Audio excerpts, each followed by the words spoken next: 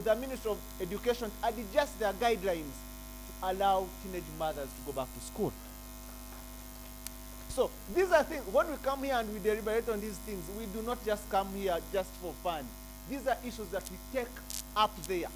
Another example is towards the 2021 elections, one of the issues that we had started from there 2018 when the Youth Parliament started was the issue of having young people contest for positions such as LC5 councillor, LC5 chairperson. Previously, the Local Government Act would not actually allow young people below the age of 35 to contest for those positions. But after that amendment that was in the 10th Parliament, young people were allowed to contest for those positions, regardless of their age. And I'll tell you for a fact, we have registered successes because we have young people who are chairperson LC5, below the age of 35. We have young people who have contested for LC5 councillor. What does that mean? It means that now young people are at the table to take part in the decision-making processes that we really need to, that we as young people have to be part of.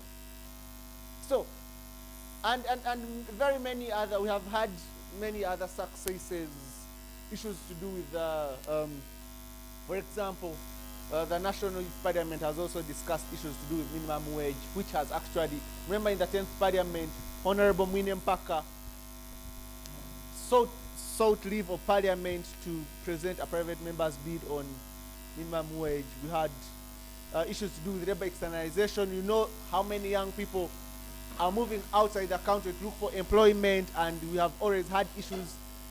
This has actually, recently, the Minister of Gender Labor told Parliament that they are going to, at every embassy in the United Arab Emirates, they are going to have a labor officer specifically to handle issues of the very many young people who are going to those countries to work.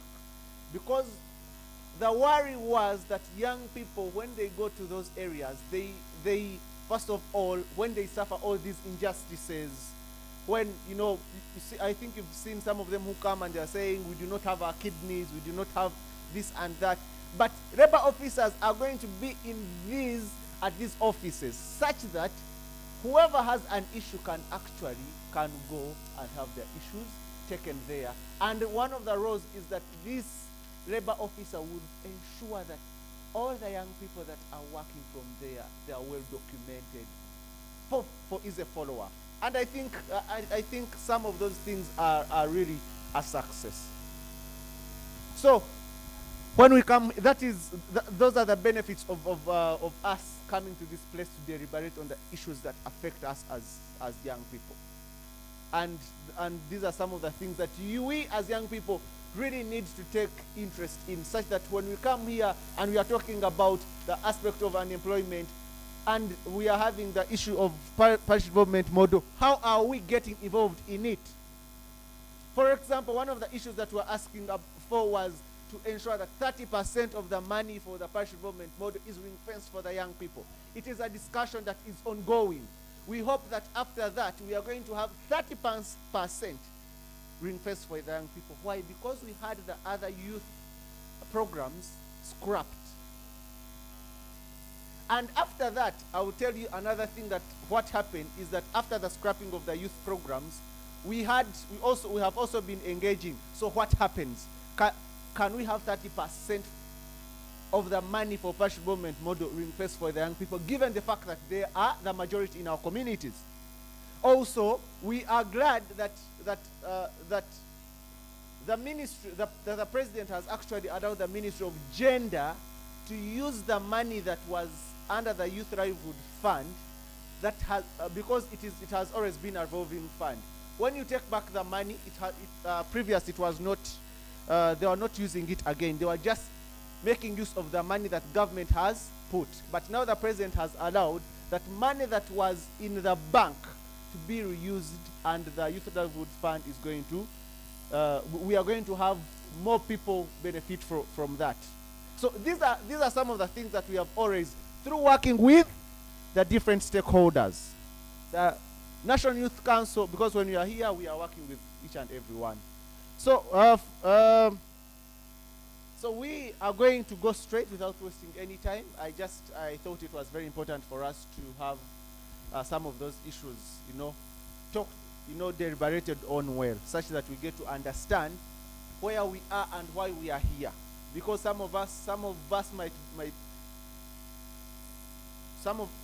because some of us or some of you might think that we just came here to sit, eat, and then pass time. But we are not here to pass time. We are just here to make a contribution in the policy making processes. Because if you know that in policy making we have different stakeholders, and I must say that we are stakeholders as young people. And then that means that if we really need some things to be done, it means that we have to have things such as us making resolutions which will go up and are presented by our leaders. Take for example through the Uganda Parliamentary Forum on Youth Affairs. Because one of the things that the late speaker, the Right Honorable Jacob Olanya, told us when we were at the National Youth Parliament last year was that every issue concerning young people that comes to the House will not go in vain. He promised us that everything concerning the young people is going to be addressed. They're going to give it space, platform. They're going to give young people an opportunity, say that the executive and parliament of Uganda can actually make decisions such that can help the young people in the country. Right? So right now what we're going to do, we are going to now to elect our speaker. And how are we going to elect our speaker? I've been advised that we can elect our speaker after we are done with our breakfast.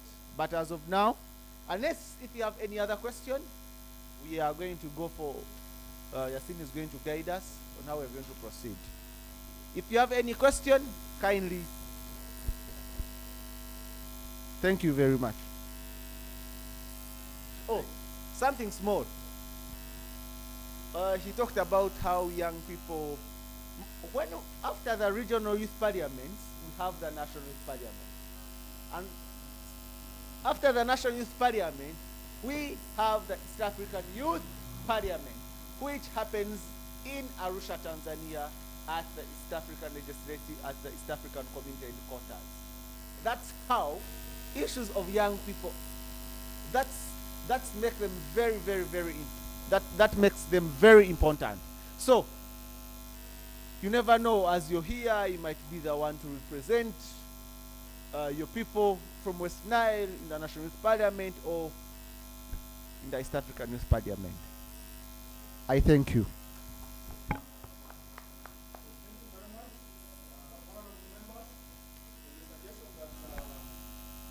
We move forward, we elect the speaker, and then we go for break. After that, we just come and we start our process of the parliament. So how is that? Let it be you, because the power belongs to the people. Let it be you. Is it okay?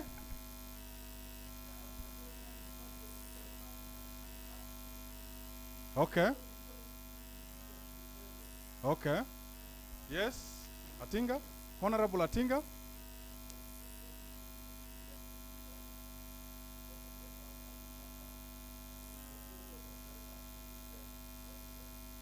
Okay.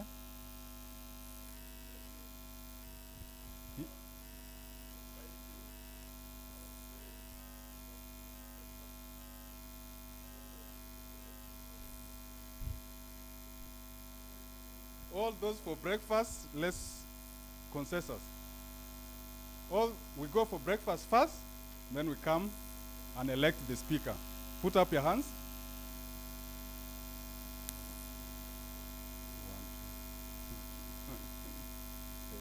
8. Okay, that we go for breakfast first, then we come back. It's automatic. We already have 9. Nine with the RDC. RCC says so.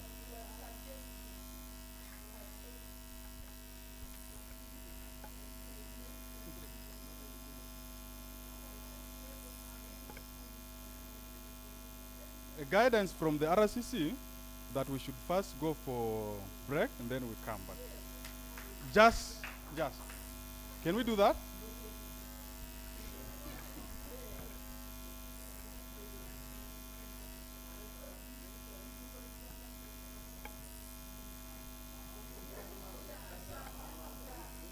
Sorry?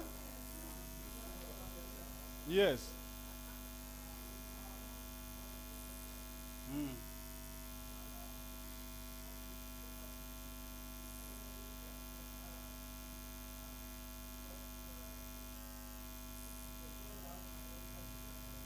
No, we don't have any slot for that. And I don't know how you got the access here. But most importantly, we only have 20 physical participants who are going to vote and also 40 online participants. Unless you are online participant, you vote. But if not, no. Thank you. So let's break for tea. Our online participants, please, we're going for tea break, after which we're coming back, please. Thank you very much. Prayers by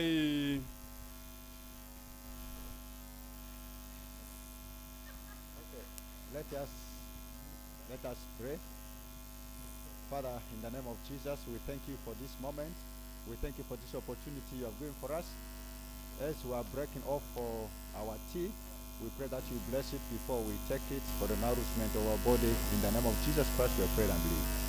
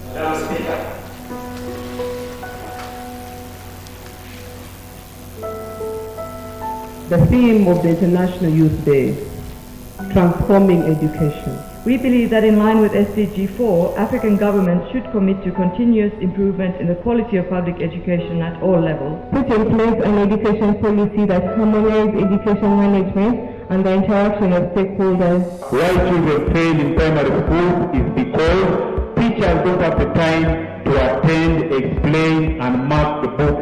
So while we are talking about education, let's consider the people with disabilities. Early child marriage and school dropouts among the girls are still very high. The motion I just moved is on the economic inclusion of the young people and a cross-border trade among East African communities. We are talking about cross-border issues. Tanzania were advocating for South Sudan. Last week they have ordered them to have free visa. We don't know this. Increases funding for the youth council, enable the youth representatives effectively perform their role. The youth are actually not enlightened in what is going on. Most of the youth who are out of Kampala, even some who are in Kampala, don't even know the mandate of the National Youth Council. Young people making 80% of total unemployment in the country, young women are disproportionately affected more than young men. Externalization of labor. 90% of the poor employed in top positions are foreigners. We do not have a system as a country that captures the skills and goods produced by these youth. You know, you find that youth, we have got an issue of unemployment. We don't have capacity financially. And herein they are saying the prerequisite for you to stand as member of parliament, you need to first pay 3 million. A person could have even graduated from Accra University or whichever. Where do you expect such a person to get the 3 million?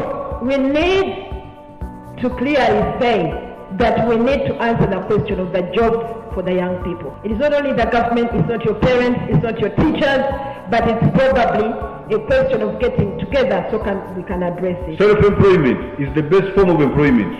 Your learning of today is not only for today, but for the future of this country. Within the framework of the African Governance Architecture project implemented by ActionAid, the European Union supports the engagement of young people in issues of democracy, human rights, and good governance. Article 31 of ACDEC speaks about the participation of youth, people with disability, and women.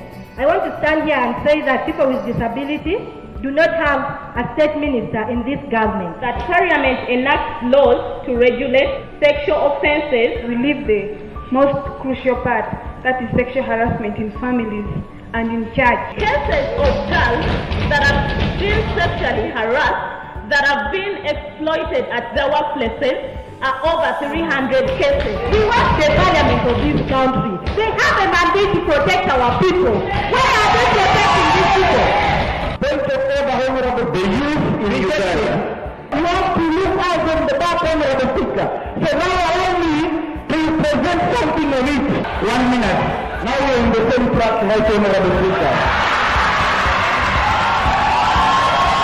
I wish to recognize the efforts of Faraja Africa Foundation, our co-conveners for this Youth Note Parliament 2019, our strategic partners ActionAid Uganda, Plan International Uganda, and Westminster Foundation for Democracy, and other partners. Let me also take this opportunity to appreciate the Parliament of Uganda, through the leadership of the Right Honourable Speaker, for ensuring that young people are given space to participate in legislative processes as a part of their civic rights enshrined in Article 38 of the Constitution of Uganda. I have received a petition. We shall be tabling it here in the House, together with the Hansard of your deliberations. Thank you very much and welcome. Do you think you are the only person in that constituency? That honorable member should be taken out of the House. These are young MPs, they still read mentorship.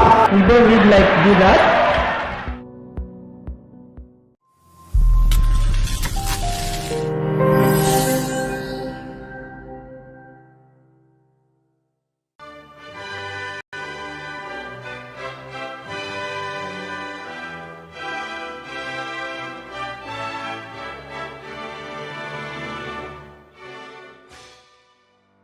We take the singular honor to welcome you and thank you for gracing this important National Youth Parliament, a parliament that brings young people from across the country to discuss important issues, legislative issues that affect them.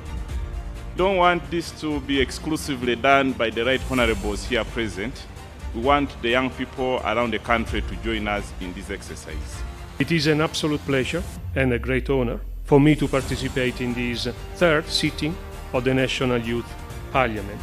Let me express my deep appreciation to all of you who have come here today in person to have an open and constructive exchange of views at the third National Youth Parliament. Honorable Speaker, today we are yet celebrating the belated International Youth Day under the theme Youth Engagement for Global Action. Indeed, it's a timely theme for Uganda. Uganda being the highly most populated country with the young people. In fact, Uganda is second in the entire world. Let us use this unique opportunity as a youth to present our views to the Parliament of Uganda so that we can actually get the answers that we desire. It's really quite unfortunate to see that for a long time, young people have been used as bridges for other people to cross. Young people have been used to hang posters for those other people. In so many districts in this country, young people have been used to hang posters for the MPs, for LOC5, and after these people have succeeded, these young people are abandoned. The current parliament still actually maintained the nomination fees for example, the member of parliament at 3 million. So, as the youth, we feel that this is too high, especially for those who are eligible to aspire for that position, but are just starting to develop themselves and have not yet earned big enough to actually put that money away for nomination. Solve it. As a young person, I think the parliament should come up with a way to regulate the monetization of politics. Like an amount of money a member of parliament is supposed to put in a political position. I believe that the government itself has to come up with stringent laws and legislation on sexual abuse cases, because if you realize how these cases have been handled, it is actually a shame to the government. Most of the people who speak out and they have been sexually abused do not get justice as it is supposed to be. The voices and the voices of the women and the girls are underlooked during such emergencies. When a woman goes and reports that this has happened, the voices are underlooked by those people in those offices.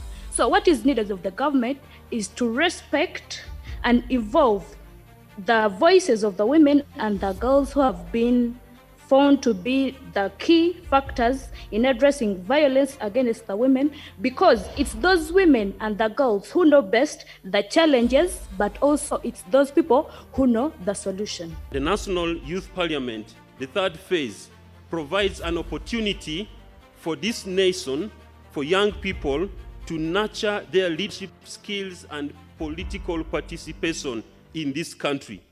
Youth or young people are not leaders of tomorrow, but they are leaders of today.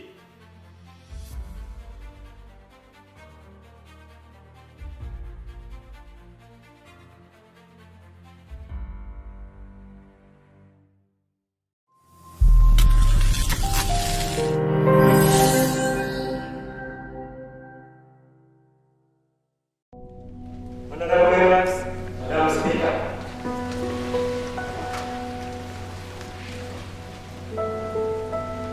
The theme of the International Youth Day, transforming education. We believe that in line with SDG 4, African governments should commit to continuous improvement in the quality of public education at all levels. Put in place an education policy that harmonizes education management and the interaction of stakeholders. Why children fail in primary school is because teachers don't have the time to attend, explain, and mark the books. So while we are talking about education, let's consider the people with disabilities. Early child marriage and school dropouts among the girls are still very high. The motion I just moved is on the economic inclusion of the young people and a cross-border trade among East African communities. We are talking about cross-border issues. Tanzania were advocating for South Sudan. Last week they have ordered them to have free visa. We don't know this.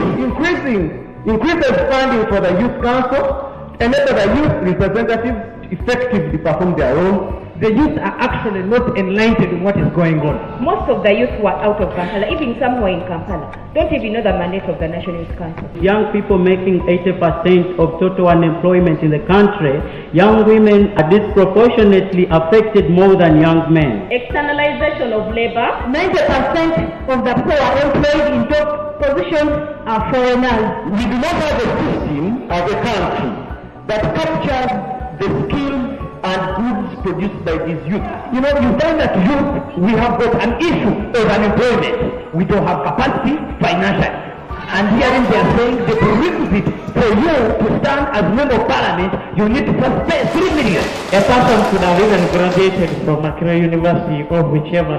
Where do you expect such a person to get the 3 million? We need to clearly say that we need to answer the question of the jobs for the young people. It is not only the government, it's not your parents, it's not your teachers, but it's probably a question of getting together so we can address it. Self-employment is the best form of employment. Your learning of today is not only for today, but for the future of this country. Within the framework of the African Governance Architecture project implemented by ActionAid, the European Union supports the engagement of young people in issues of democracy, human rights and good governance. Article 31 of ACDEC speaks about the participation of youth, people with disability and women. I want to stand here and say that people with disability do not have a state minister in this government. That Parliament enacts laws to regulate sexual offences. We leave the most crucial part, that is sexual harassment in families and in church. Cases of girls that have been sexually harassed, that have been exploited at their workplaces are over 300 cases. We want the parliament of this country. They have a mandate to protect our people. Why are they protecting these people? Point of order, Honorable, the youth in Uganda. You have to look out on the back end of the speaker. So now allow me to present something on it. 1 minute. Now we're in the same track, right, Honorable Speaker.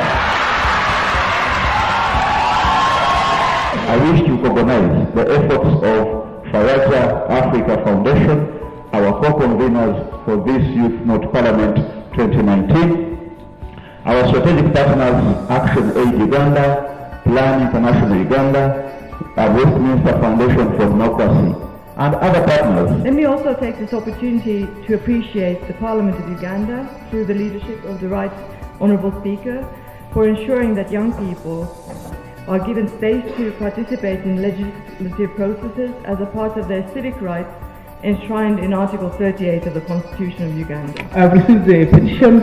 We shall be tabling it here in the House, together with the Hansard for your deliberations. Thank you very much and welcome. Do you think you are the only person in that constituency? That honorable member should be taken out of the House. These are young MPs, they still read mentorship. We don't read like do that.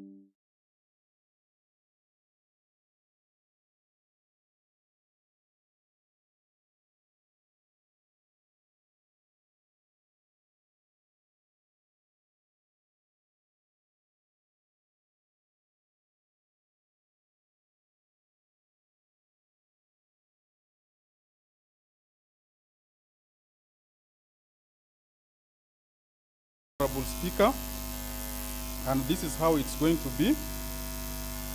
First, we're going to have nominations in form of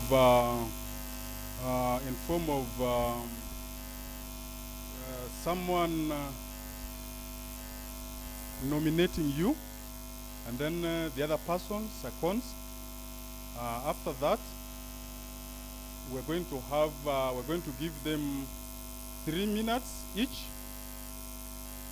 If 3 minutes is not enough, you also let me know. But according to our time frame here, we only have like 3 minutes each candidate. After 3 minutes, no questions, because you have exhausted a lot in the WhatsApp group. I've seen since yesterday, but one, you had been doing a lot of deep dive, asking a lot of questions. So this time, we want to see how they can talk, we want to see how they can express themselves, we want to see how competent they are. Therefore, we're going to give them 3 minutes only to express themselves and also see.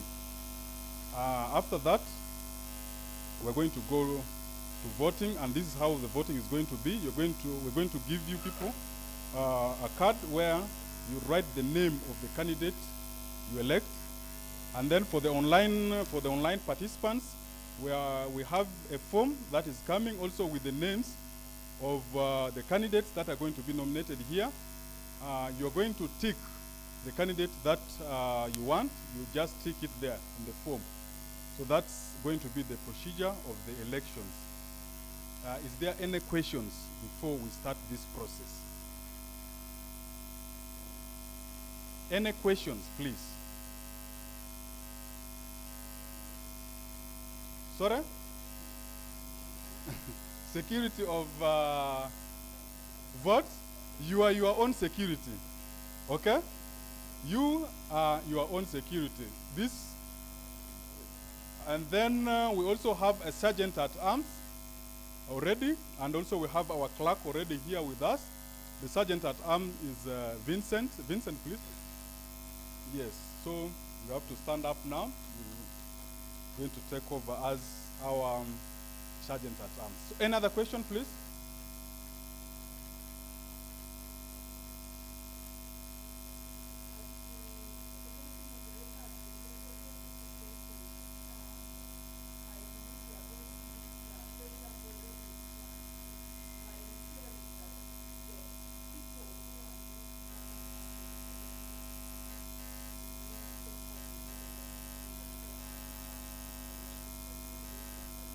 Correct.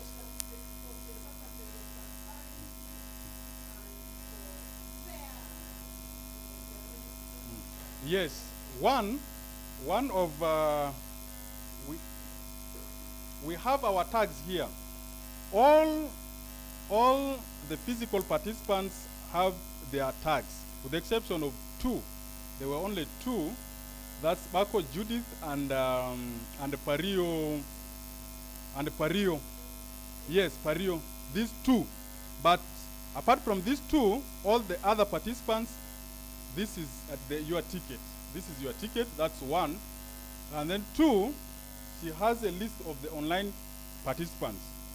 We're supposed to have 40 only. No more, no less. Okay? So that's the transparency. Just clarify something. We are going to ascertain the number of the people. We are going to, you'll be given a chance to, you're going to start with 1, then you count yourselves until, and then ascertain the number of the people who are here and eligible to vote. For purposes of record, all partners, from Faraja, from the Center for Policy Analysis, from the West Nile Youth Center, and are not eligible to vote. The only people who are eligible to vote are the participants. Yes. So you nominate, someone's name will be seconded. After the name has been seconded, we shall have, at a point where we feel we should not have any more nominations, the honorable member will stand up and suggest that we'll move a motion that that nominations be closed, and then there we shall vote on whether to close nominations or not. If members are in support of not closing nominations, we shall proceed with nominations until when we are done. The election is by secret ballot. You'll have a piece of paper where you're going to write the name. After the names have been nominated and people seconded, and after they have spoken to us, like he said, we are going to have an opportunity for the candidates to speak to us. Shall we start? Are we good to go? Is everyone in the house? Here we go. 1, 2. Mm-hmm.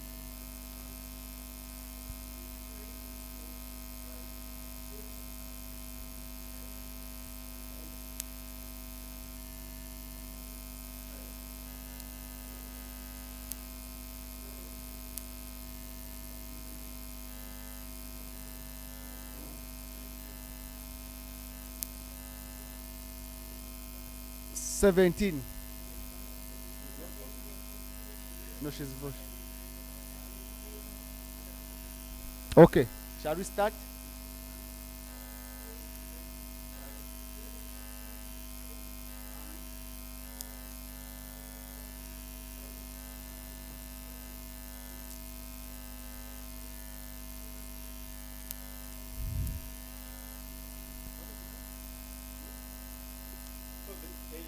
We have a total of 18 physical participants who are the 18 voters in this case.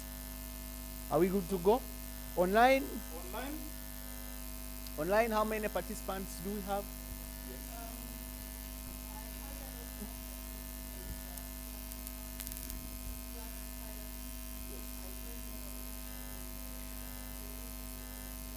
Yeah, thank you very much. She is eligible to vote given the fact that she's part of the participants, and it is very important for her to have a say on who actually leads the house. Thank you. Any other question? We have 20 online participants.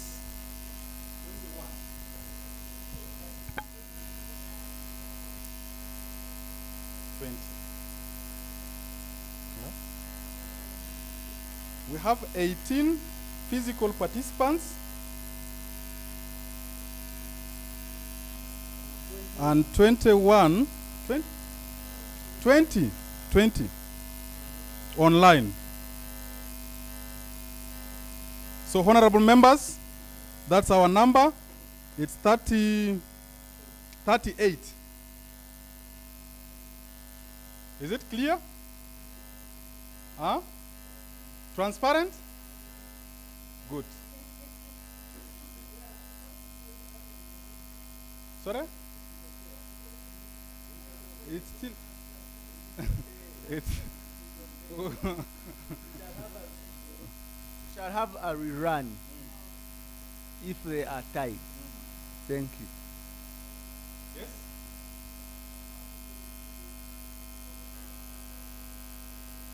We are going to have a uniform. Yes. Thank you. So let's go to the next process of nominations. I hereby open nominations. Yes, I'm the self-appointed chairperson of the Electoral Commission. Yes. Thank you.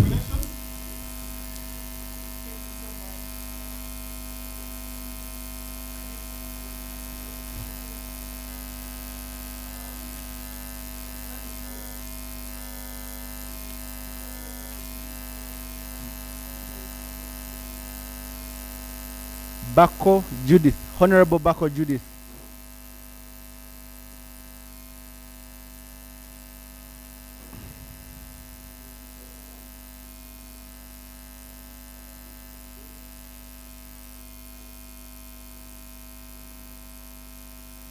Thank you. Do we have any other nomination?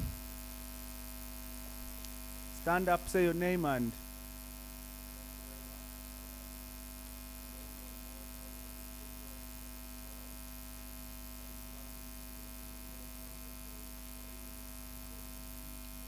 Honorable Pariu James Demos. Okay, thank you. Demos. Thank you. Seconding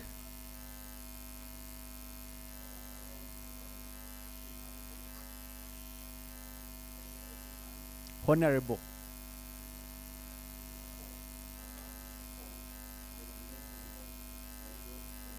Thank you very much. Any other nomination?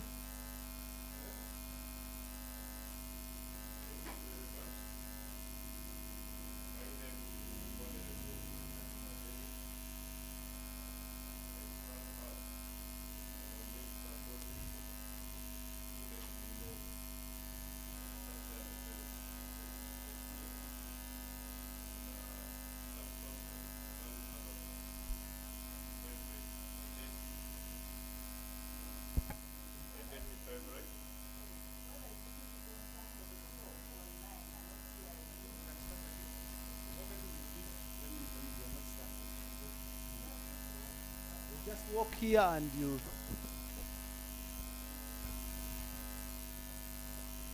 Yes, you come here.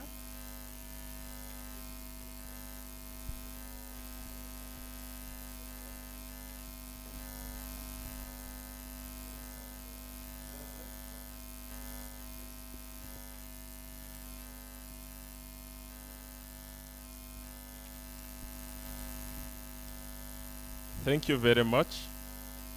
I honor the August House. My name is Adima Dennis. I am standing here to nominate a dirty favorite who outrightly let me know that there is such an event existing in West Nile today. So for that matter, I stand here to nominate him. Thank you very much. Anyone seconding?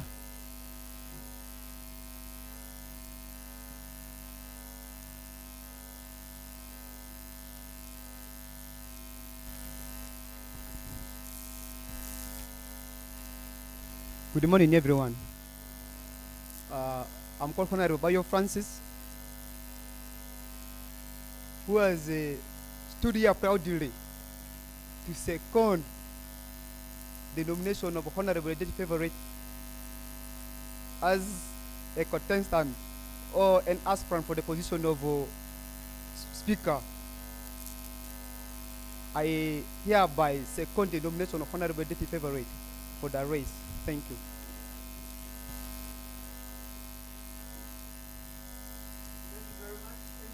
Any other nomination?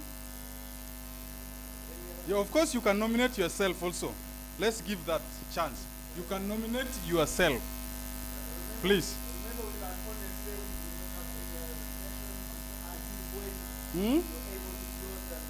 Sorry?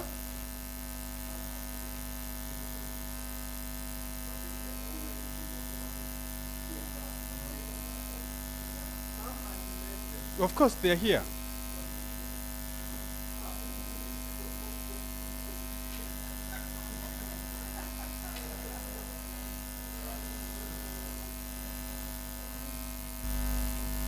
Thank you very much. No,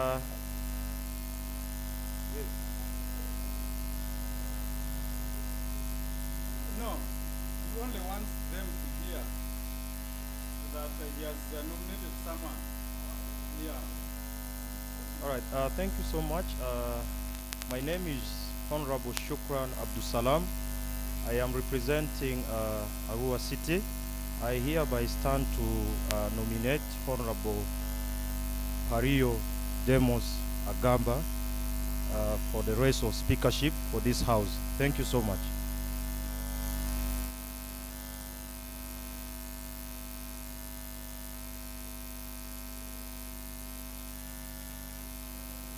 Yes, Honorable Atinga.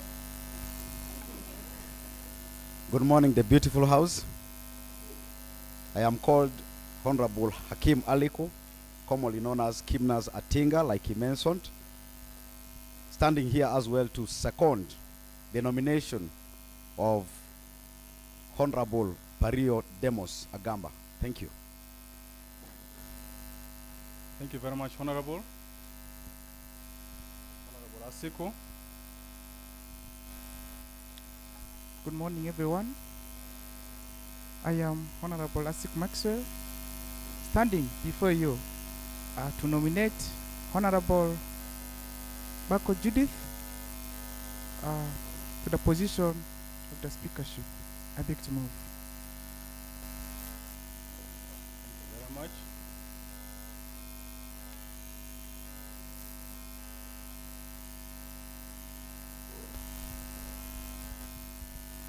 Yeah, good morning to everyone.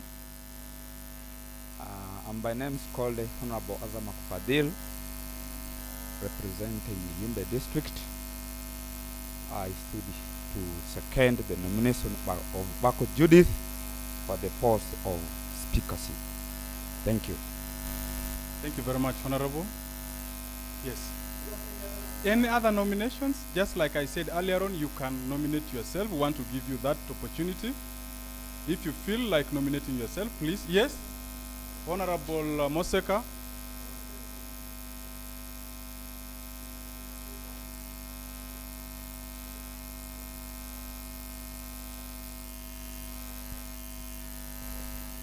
Good morning, everyone. My name's Honorable Mosheka Natasha. I'm here to nominate Honorable Adroko Teddy. Adroko Teddy. It's something else. Yes? Yes? Anyone seconding?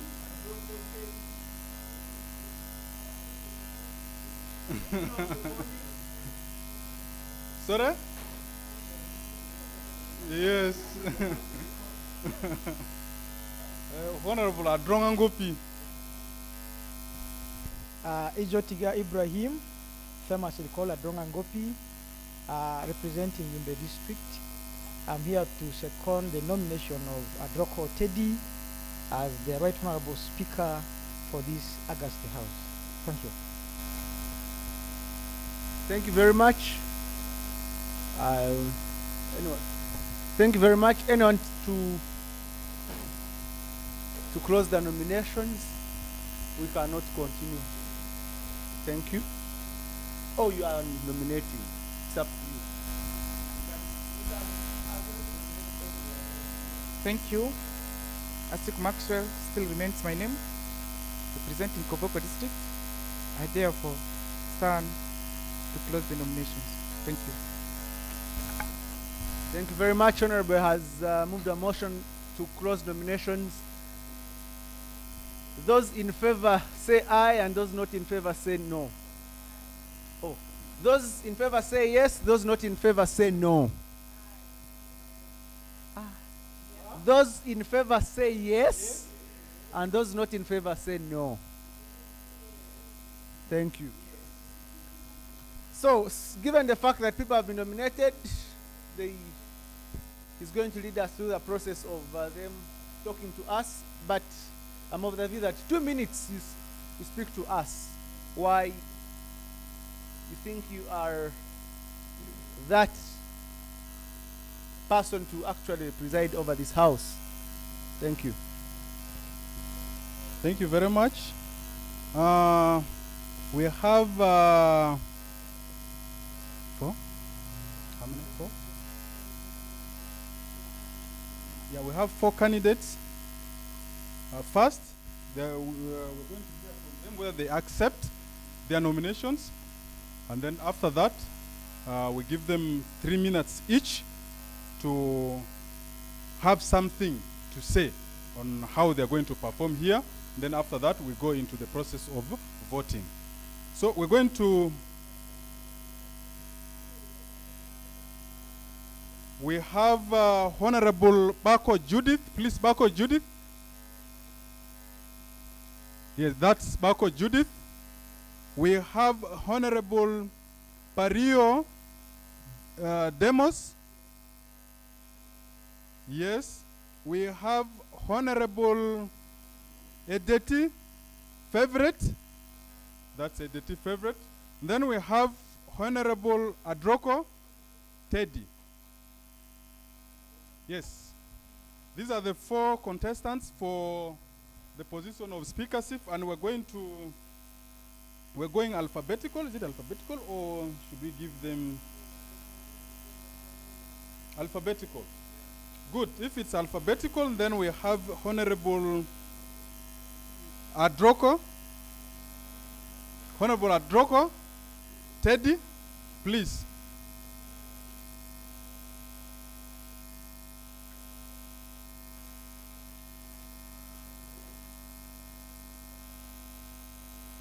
Thank you very much. Thank you, moderator. August House. Good morning, everyone. My name's Honorable Adroko Teddy, who aspired as the speaker for today's parliament. I am female youth councillor, Madiokolo district. In the faith, I am a volunteer of Scripture Union, Uganda, Northwestern Region, Arua office. As the moderator has said, the day has been long due and the discussions have been over and over again in the platform. I showed interest to be the speaker of the August House for today, knowing that I have capacity, I have capability, eloquent enough to deliberate in this August House to represent the views of the youths of West Nile to the Parliament of Uganda for decision making. It's not my first time to be in this regional Parliament of West Nile. This is my second year. Not only the second year, but I have been in the youth parliament. My campus, that was Metropolitan International University, hosted National Youth Parliament, of which I was one of the participants. For that reason, as I do sit in the council meeting, I know how speakers chair the sessions of the parliament or of the council. To that dismay, I believe I can, and then I believe I will, and then take West Nile to another level. Therefore, I ask you your votes in the names of Honorable Adroko Teddy. Thank you. Thank you very much, Honorable Adroko Teddy. Next on line is Honorable Bako Judith, please. Honorable Bako Judith.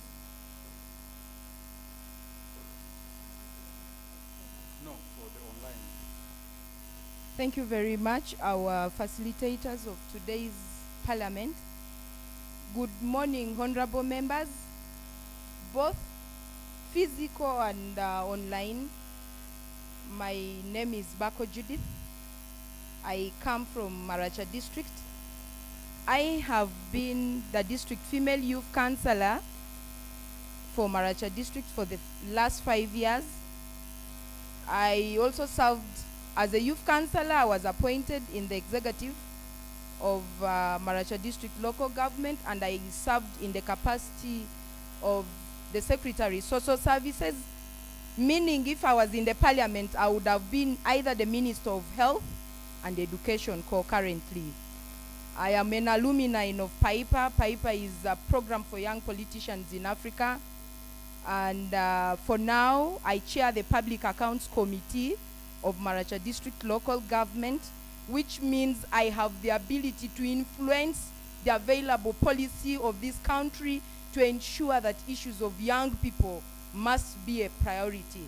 And that is the reason as to why today I am on my knees to beg you, my honorable members, both physical and online, to give me the mandate as a speaker to push your issues not only of this region, but I will, if you give me the mandate, also contest at the national level to be the speaker to still contest as the East African Community Youth Member of, of that parliament, so that our issues of integration, of linkage of markets in East African countries, we can absorb that as young people to create employment opportunities for us, because that is one of the key challenges that the young people are facing for in our continent of Africa and globally.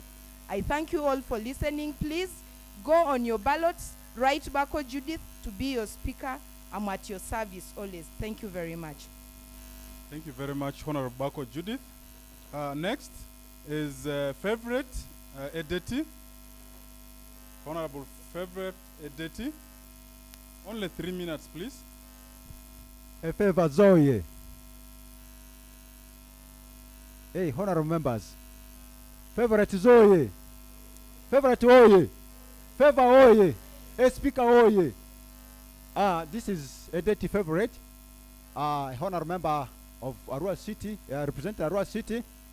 I am the current Youth Council Chairman for Arua City. I chair the Youth Council of Arua City.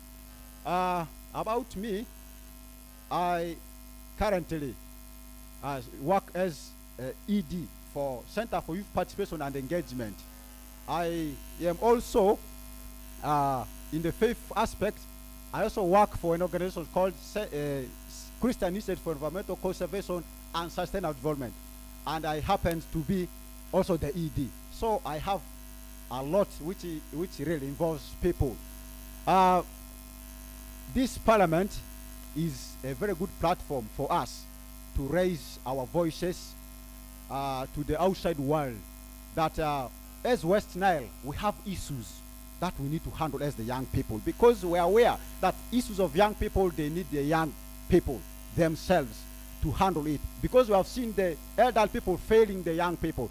So I, Edeti Favorite, stand here to represent and do the work of speakership in this parliament of today, because I believe I am capable of doing that. And once you give me the mandate, I will be able to ensure that we have order in this room.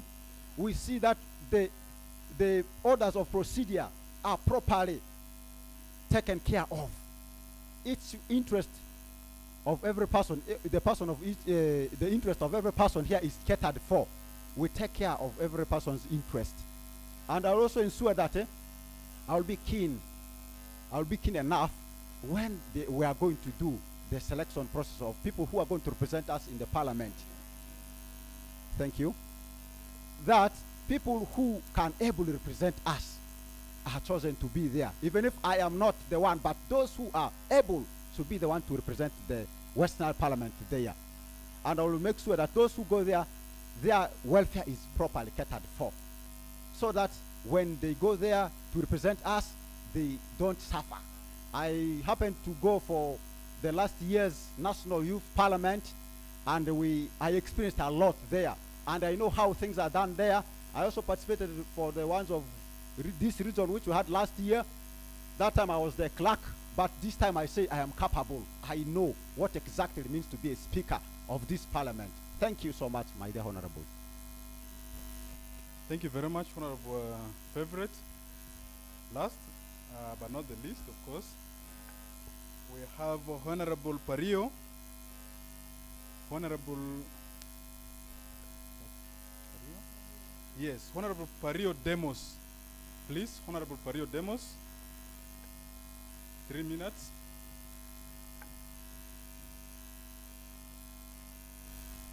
Yes, thank you so much, moderator.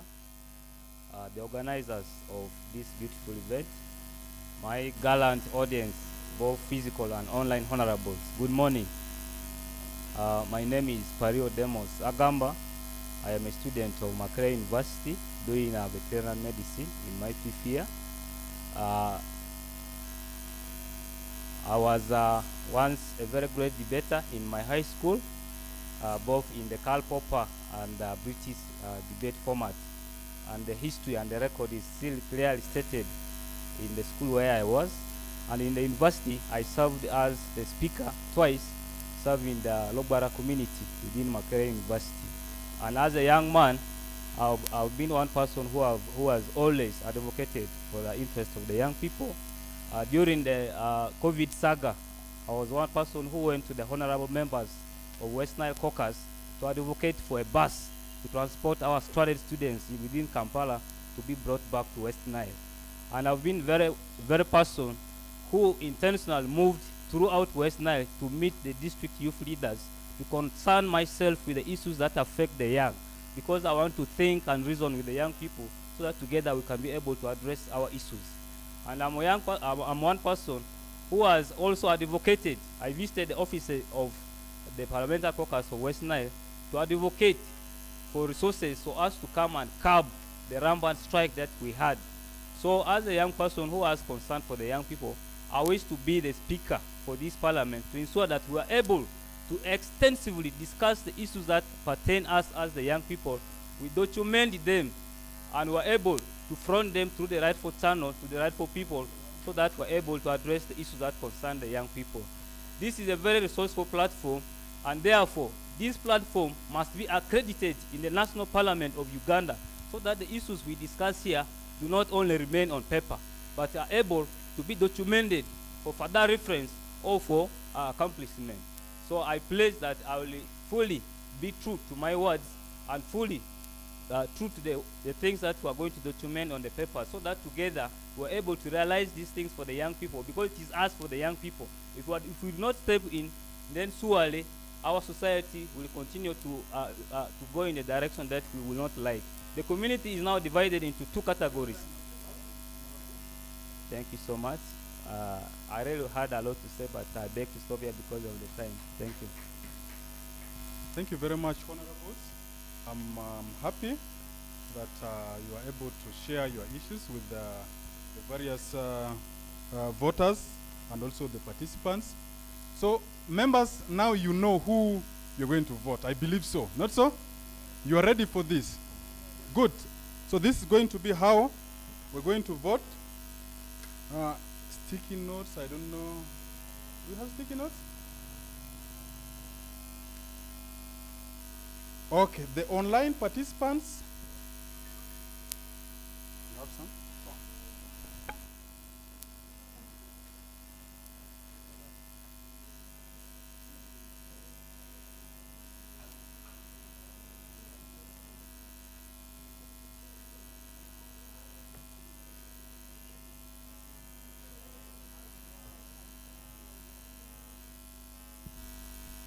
Yes, the online participants, please, you are receiving a link now on how you're going to vote. There are four contestants there. You tick the one that is favorite to you. And then the physical ones, we're going to give you sticky notes. On the sticky notes, you're going to write the name of your candidate, okay? The candidate that you are voting for. Only that, okay? Please, if you don't know the spellings of the name, please let us know, okay? We have 4 participants, please. Good morning, honorable members.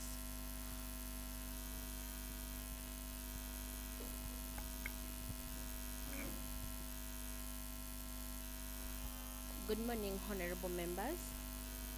I'm Honorable Alan Yunis, representing Yombe, Clerk to Parliament this year. So we have 4 candidates for the post of Speaker.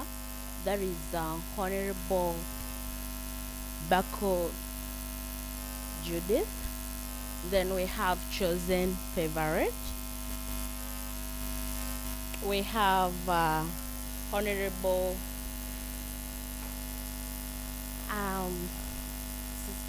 Honorable Adrog.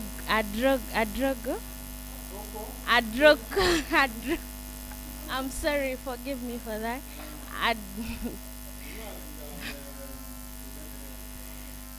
Adroka Teddy, and then we have Honorable Pario Demos. So those are the 4 candidates we have. If you're having a challenge with the spelling, I think you're going to help us write on the board and then they can copy from there. Thank you. Thank you very much. We are joined by one other participant. Remember, there were 18 physical participants, but now we are joined by one more. Are we clear? For transparency, please. Yes. And online, they are now 27. They are voting, okay? For transparency. So, one, please. Also be your own guide. Two. Three.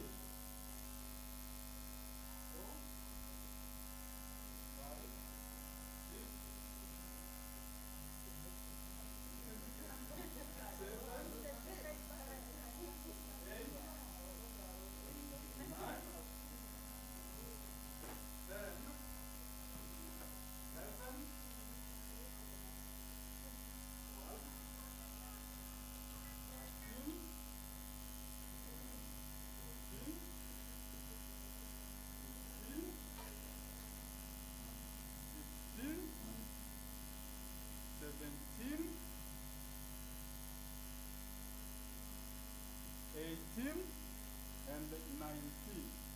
Are we clear? There were 18, and then we were joined by one other participant, making it now 19. Clear?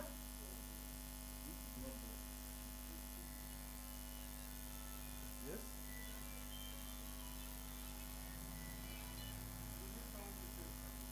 No, I'm not voting. Sorry.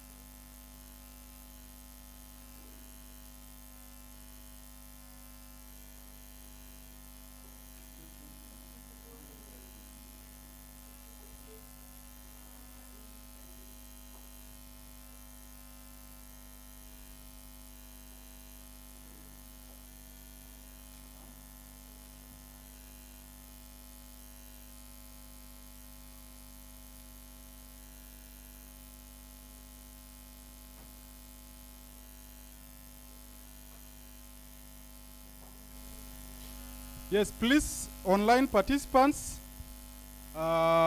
please hurry up on your voting because we are ending the process now. Please, we are only giving you few minutes to finalize, decide. Just matter of clicking the tick.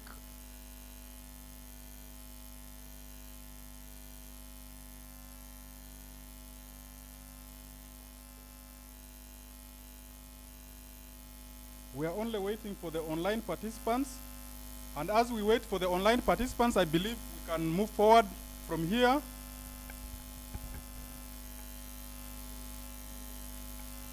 Sorry?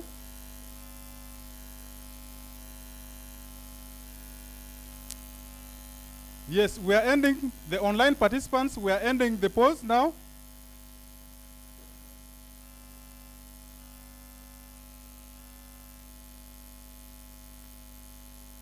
So I'm confirming the physical participants ballot. 1, 2, 3, 4, 5, 6, 7, 8, 9, 10, 11, 12, 13, 14, 15, 16, 17, 18. I dropped 2. Recount. Sorry? Yes, that's your right. You have right. 1, 2, 3, 4, 5, 6, 7, 8, 9, 10,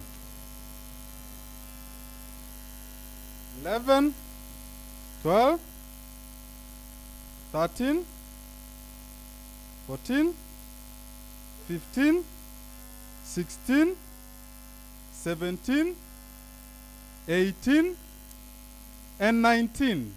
Okay? So let's check from here now. Who votes Edeti favorite? The agents can come here, or Edeti favorite. Bako Judith.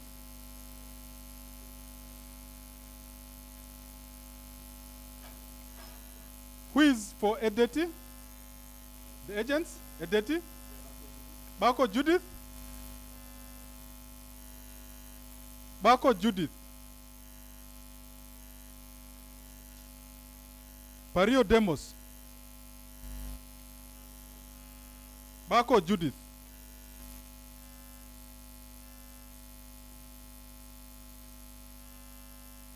Adroko Teddy. Adroko Teddy. Pario Demos.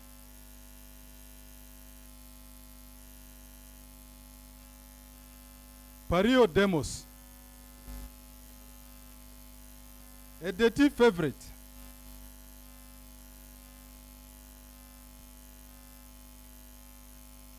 Judith Bako.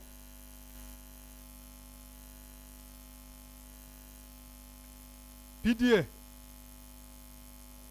That's Pario.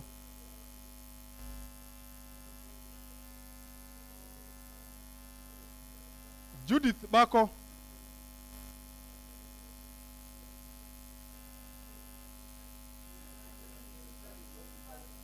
Pario Demos. We'll come back to that. Please. Please, members, we'll come back to that. We shall come back to that to decide, okay? Let's try to finish up this. Pario Demos. Pario Demos. Pario Demos.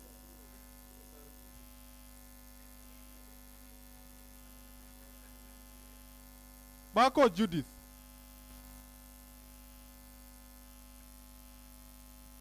Edeti favorite.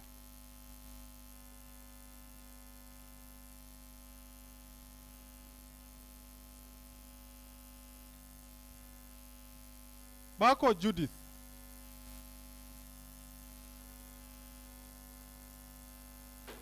Pario Demos.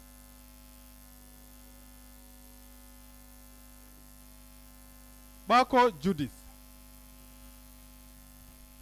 So let's start from Adroko.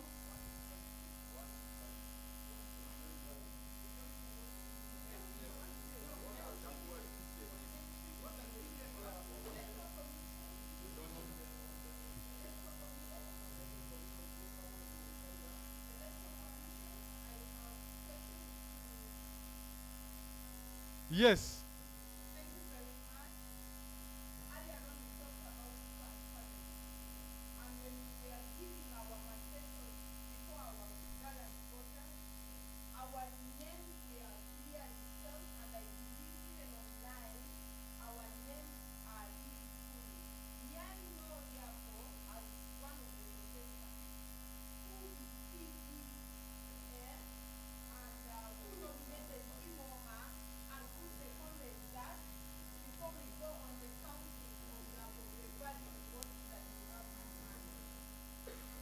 Thank you, Honorable. Yes?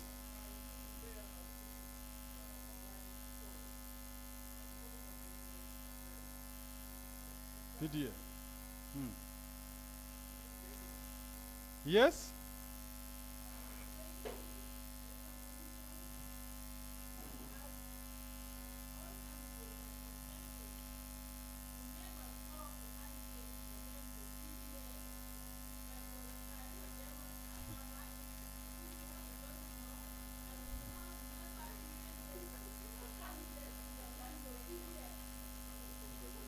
Yes, Honorable.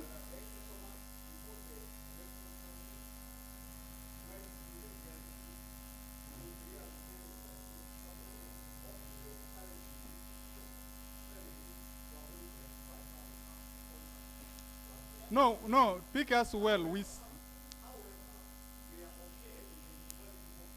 You okay with the invalid vote?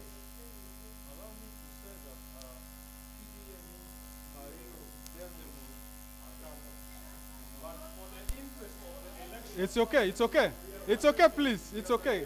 Can we have that? It's okay. So members, PDA is an invalid vote. All clear? PDA is invalid vote. Clear?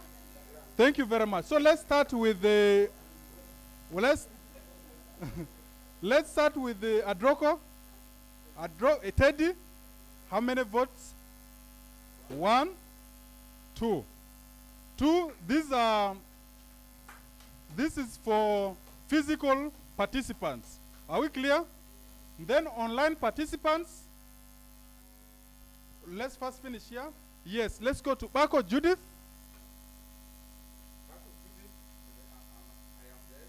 Mm-hmm. 1, 2, 3, 4, 5, 6, 7, and 8. We have 8 votes for Bako Judith. 8 physical participants votes. Yes, let's go to Edeti, favorite.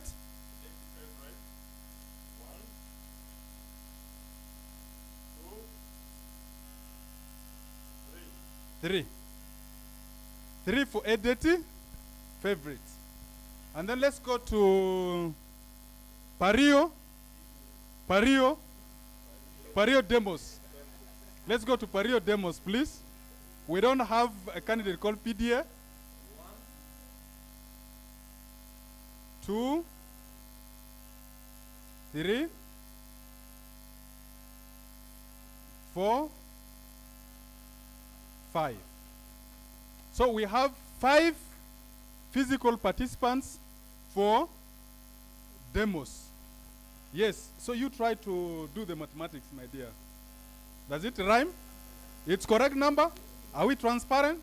Thank you very much. Now let's go to online.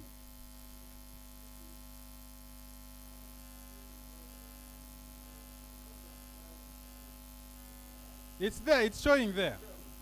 It's there. Yes. We are supposed to have 40. If it was more than 40, then we're going to say it wasn't transparent. But they are less than 40. Yes, which means they're still, yes.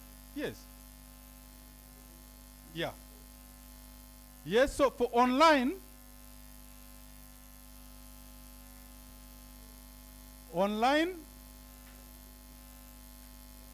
sorry? This one here?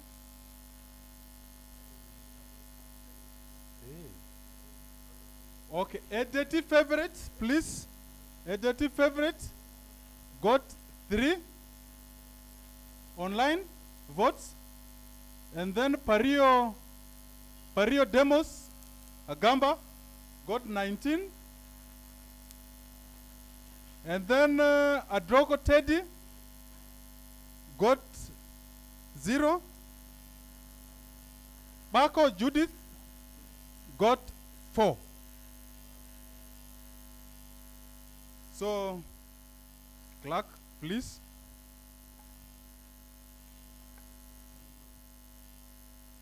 I believe the mathematics there is okay. Yeah? The mathematics there is very okay. Good.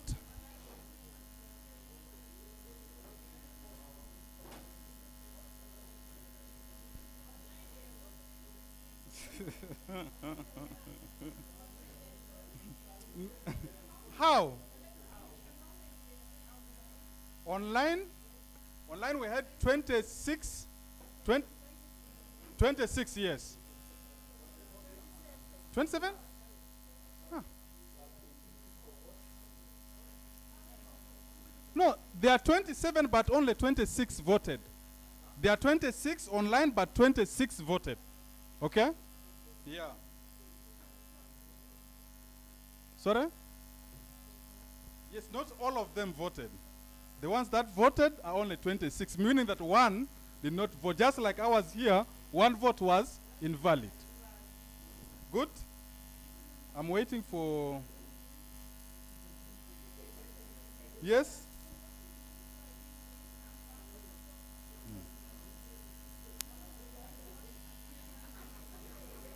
Okay.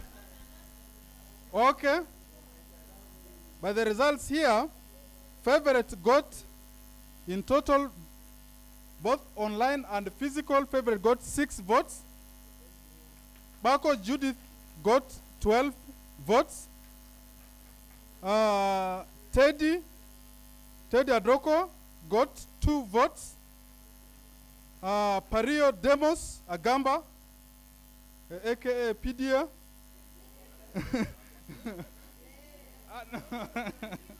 No, got 24 votes. By the powers vested in me, I therefore declare Pario Demos Agamba as the duly elected Honorable Speaker of the West Nile Regional Youth Parliament. So my dear Right Honorable Speaker, congratulations. So members after here, members please. Members, there's time for celebrations. Please. This is not time for celebrations yet. Sorry?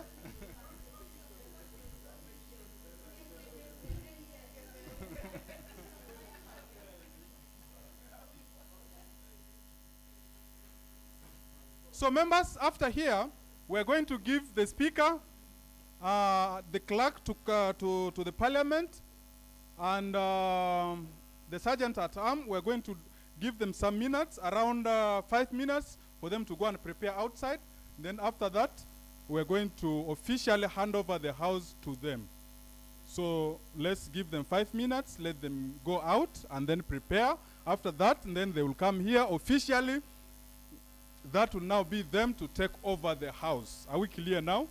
Thank you very much. Any questions? Are there questions now? Thank you. If there are no questions, I wish you all the best. May God bless you as we continue deliberating on the issues of West Nile. Thank you very much.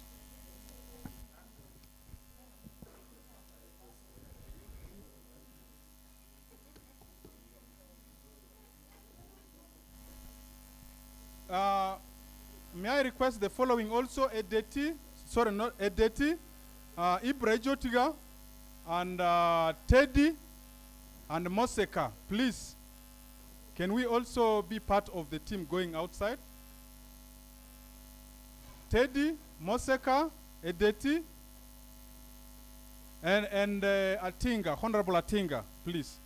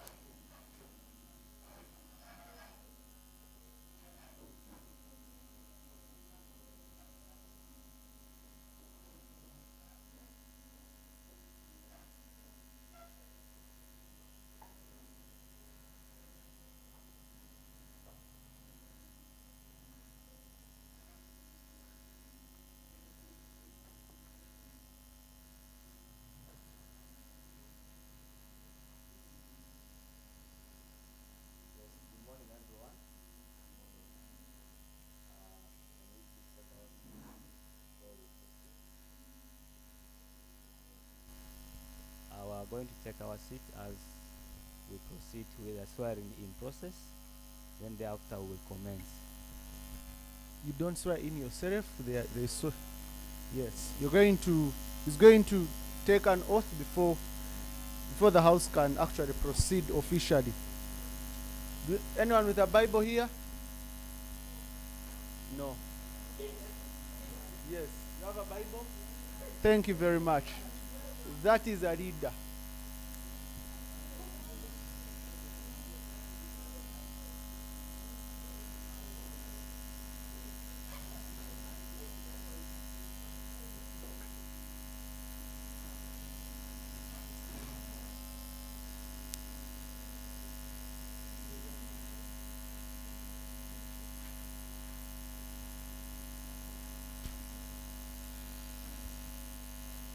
I, Pario Demos Agamba, swear in the name of the Almighty God that I will at all times well and truly serve the Republic of Uganda in the office of Speaker of the Youth Parliament, and that I will support and uphold the Constitution of the Republic of Uganda as by law established.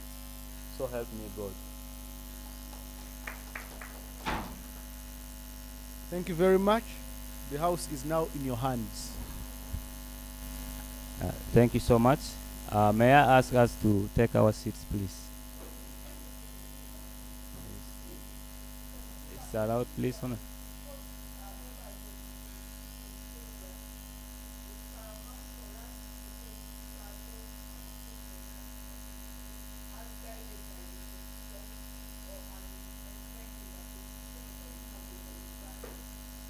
All right, thank you, please, for that. And with that regard, I'm going to ask all of us to stand to salute our anthem and sing it as it deserves to be sung. May I ask our clerk, Sukran, to take.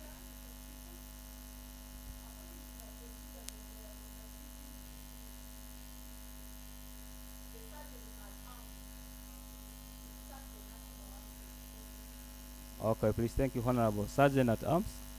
Please come and take the floor and take us through the anthem.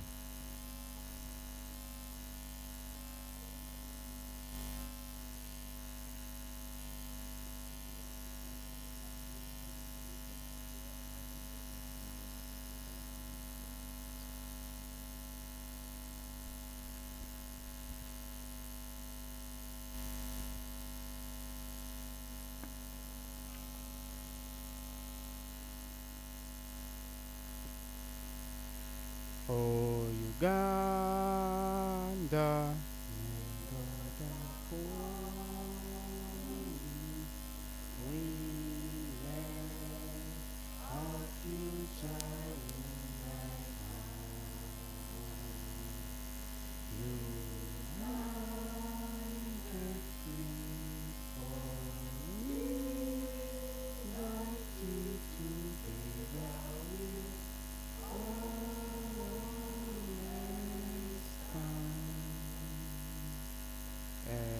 Mungu ng'ombe alinde Jumuiya Afrika Mashariki Jumuishe Afrika amani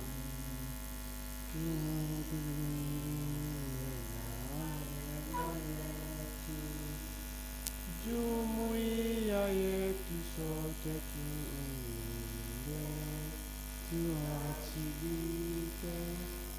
tuimarike, umoja wetu, umoja wetu, tuidumishe umoja wetu.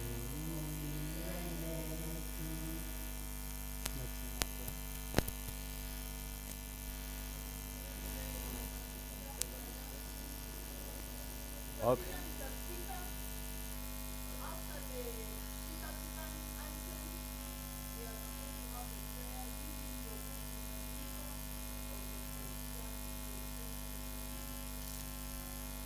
I think I've seen the next thing online here.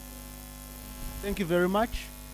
since we are convening as a youth parliament, we do not possess, we are not using the rules of procedure of parliament, but we are going to adopt our ways of how we are going to have these proceedings.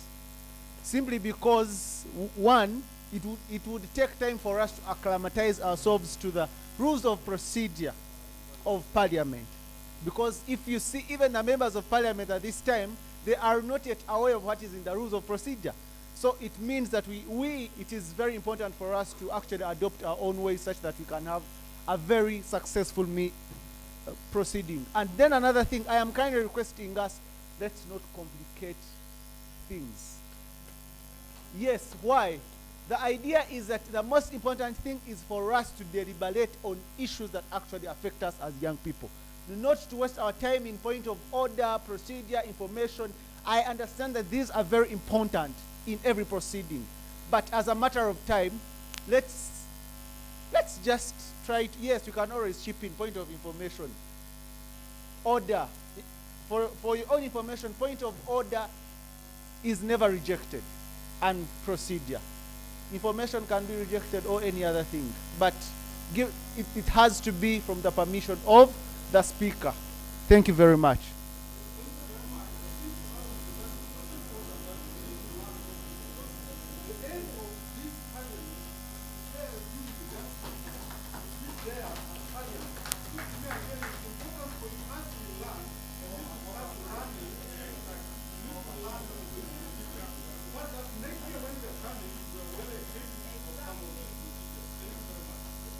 Yeah, thank you so much.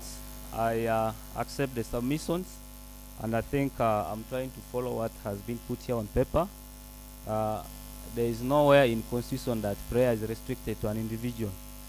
So I was going to gladly lead us in the prayers. I'm aware of what is here on the paper. It is okay to interject, but let us interject when it is really necessary, so that we are able to avoid inconveniences. We have a lot of issues at hand to address. Let us deliver time to address them. So I'm going to lead us in a word of prayer. Let us pray. God, our loving Father, we thank you for the gift of life. We thank you for each and everything that you have done for us. We thank you for this day, as we are going to sit here to discuss issues that affect us as the young people. May you guide us. May you give us the wisdom that we need, so that we shall be able to fruitfully discuss and use these discussions to address our challenges as young people. I pray all this, believing and trusting in our Lord Jesus Christ. Thank you so much. I think with that, I kindly ask us to take our seats. Thank you.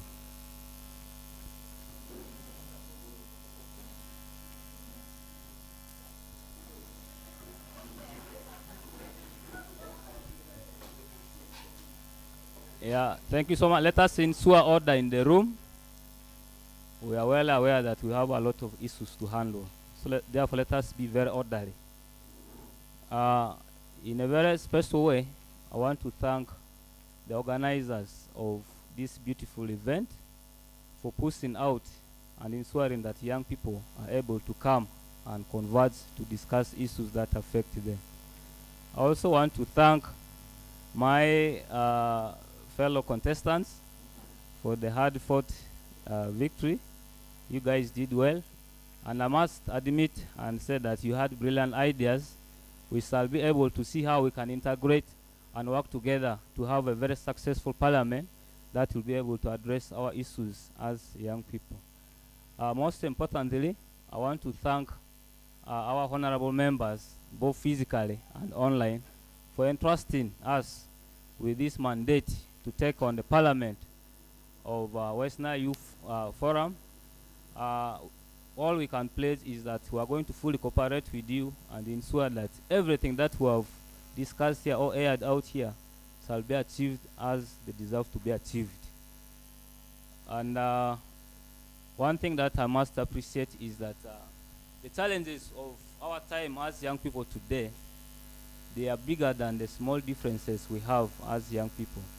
Regardless of where you come from, whether you are from Unebi or Yumbe or Jumani, we must understand that our challenges are the same.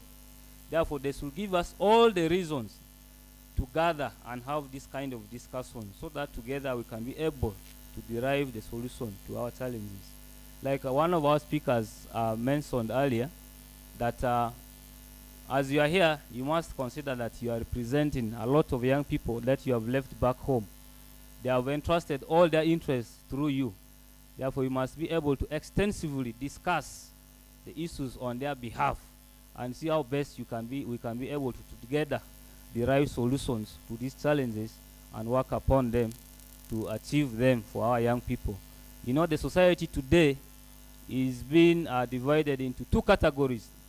We now have a lot of people who are loitering on the streets because of some leadership challenges.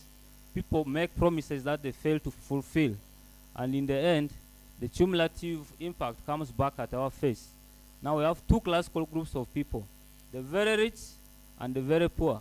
But we must understand that as we create this, we will not have a comfortable environment, because the poor is going to reach a point where the poor needs to eat, needs to sleep.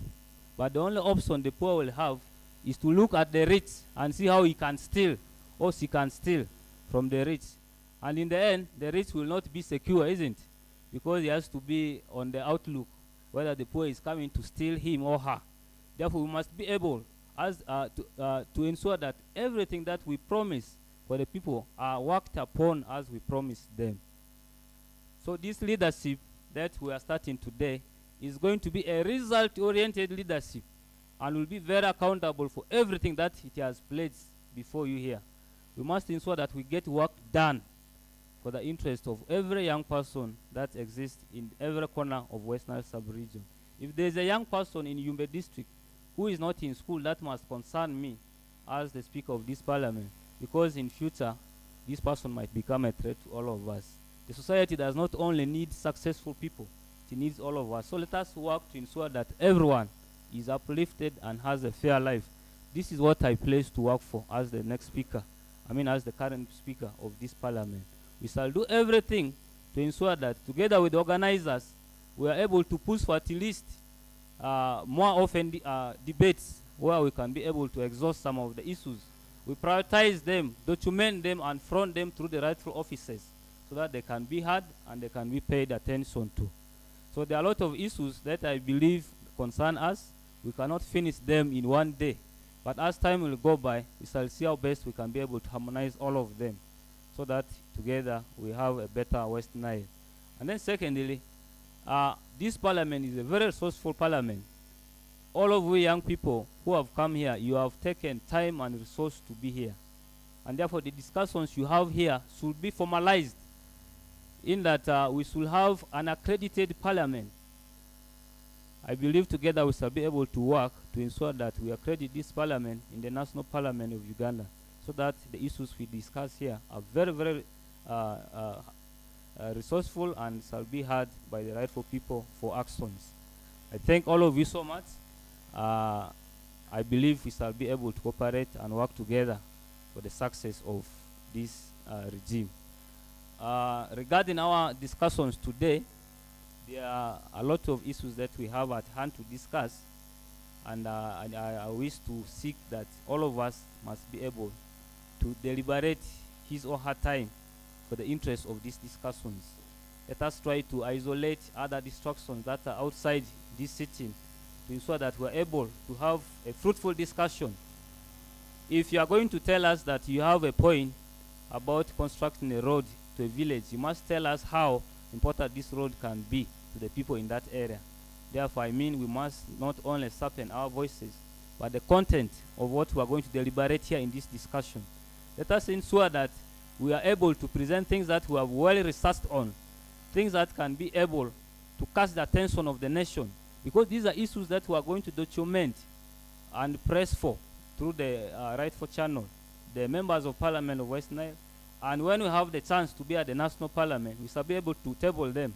Therefore, we must ensure that every discussion we are going to have here is a well-researched one and can be able to be paid attention to if we really want interest of the young people to be achieved. So I expect maximum cooperation, maximum contribution. Everyone must at least have something to say. And let us say this with all the feeling that we have for our young people. So therefore, please try as much as possible to convince us why you feel certain things are necessary. The discussion is not going to be in such a way that there is a proposal and then the opposers. I believe the issues that affect the young people, they concern all of us regardless of whether you are who or what. These are non-party issues. These are non-tribal issues. These are issues that affect every young person. Therefore, we must discuss them extensively the way they are. If you have an interjection or an objection to a point, then you must object it with an alternative that really suits the interest of the young people. I expect that we have a very fruitful discussion as we are going to proceed. So with that, I thank all of you so much. I hope we are going to have a fruitful discussion. Our proceeding is going to be as follows. We shall have our honorable members who will be able to move motions, and then when the motions are moved, the honorable members will second it. After we second it, then the floor will be open for discussion. So when the floor is open, we expect everyone to participate. There's going to be no point where we say that Honorable Adima Dennis, your area of concentration is only this one. Don't comment on this one.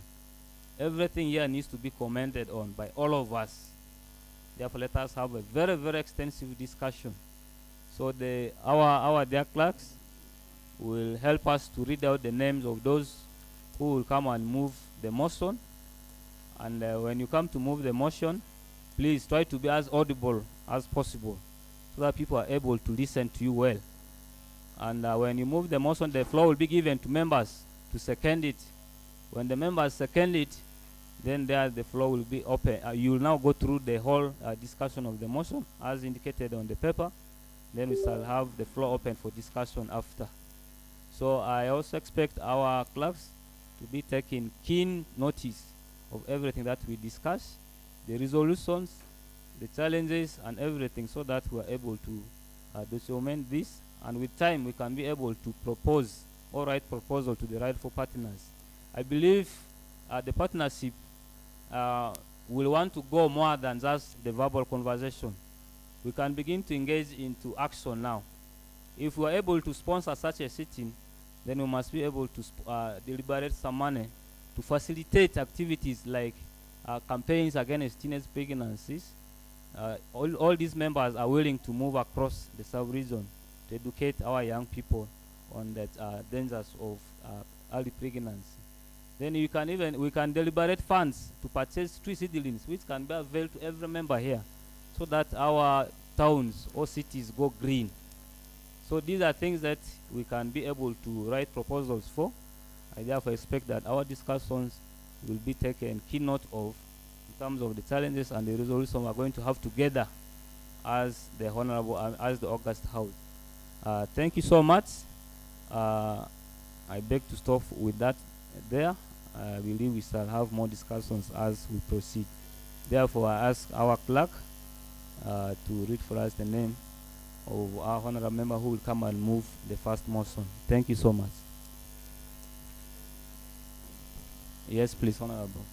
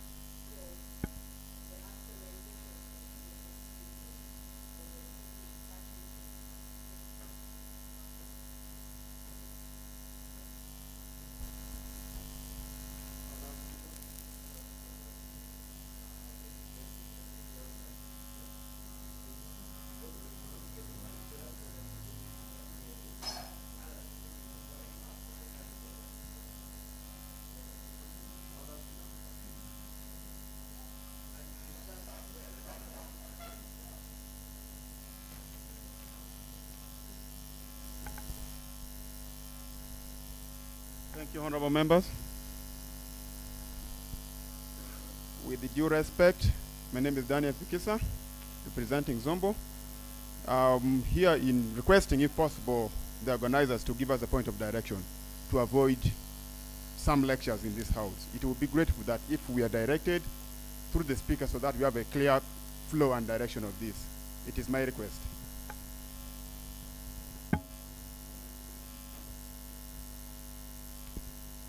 Our honorable clerk has something to say before I can add. Please, you're welcome.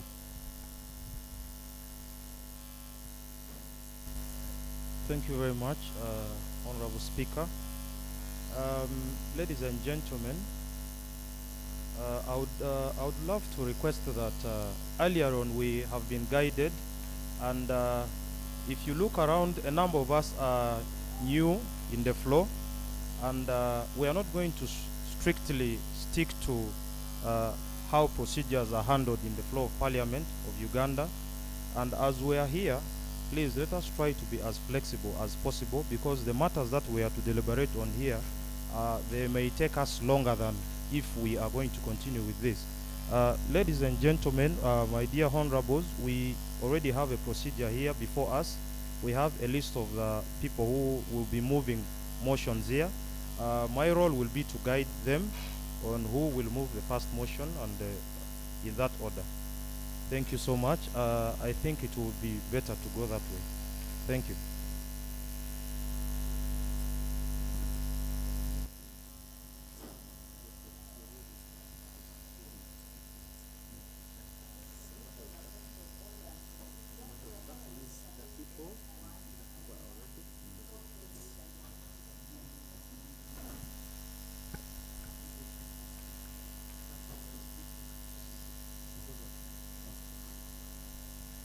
Thank you so much.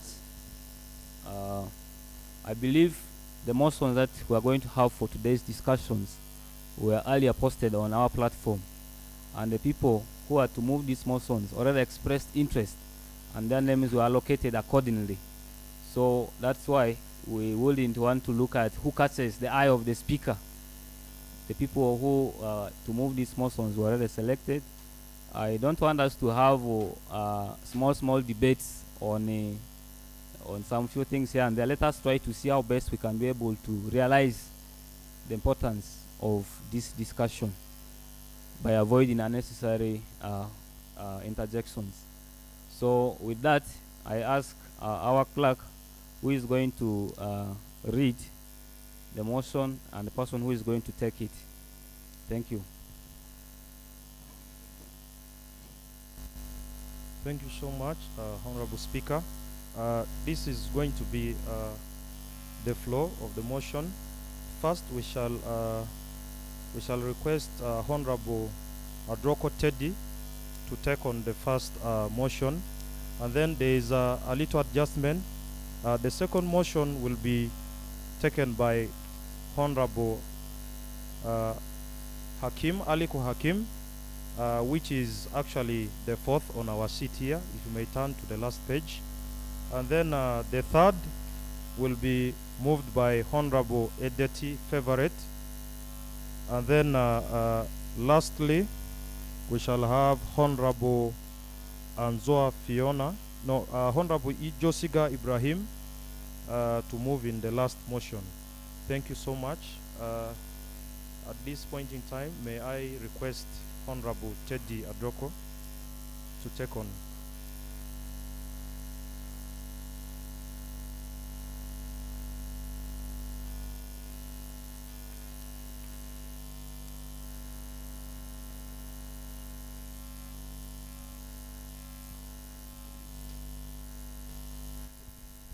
Thank you, Honorable Speaker.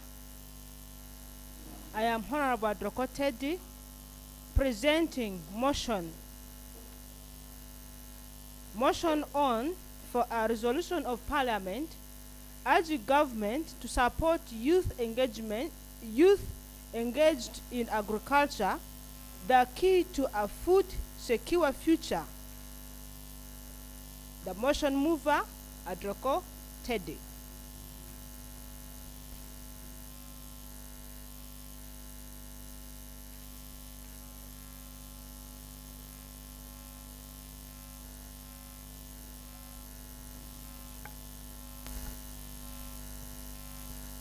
Right Honorable Speaker. I'm called Asik Maxwell. I'm representing Koboko District. I therefore stand to second the motion. Thank you. Thank you so much, our honorable members. Before we proceed, amidst us, we have received our honorable member of parliament for Arua City. Honorable member, you are most welcome. And he will wish to say 1 or 2 words with us before we proceed. So I beg that before we get into the discussions, we give him the chance to say a word.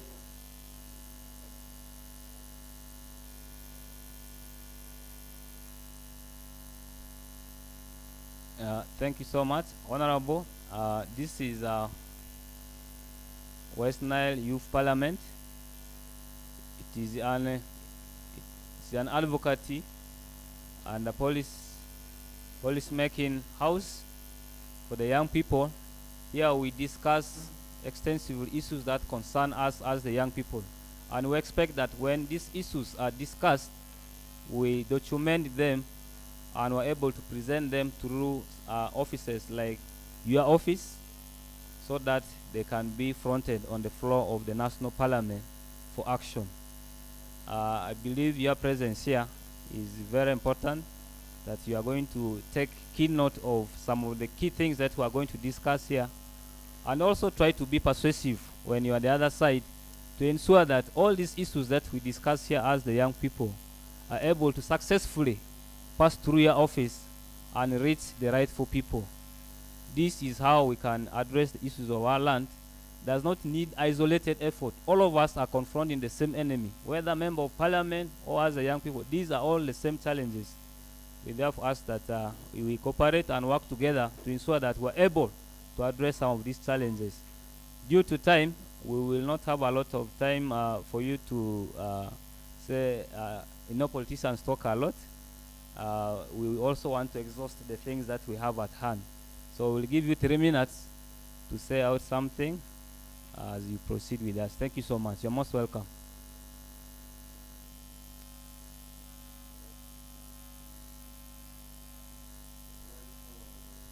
You can come and take the floor here.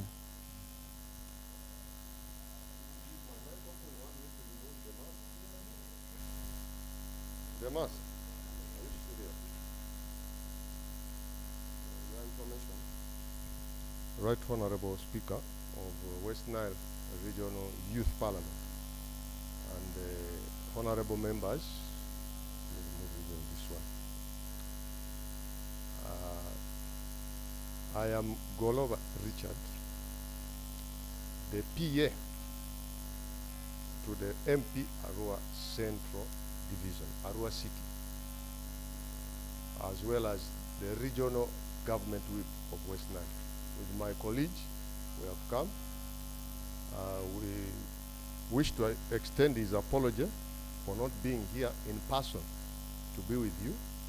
This sitting of yours came at a time when there is another meeting of all ministers who come from West Nile region.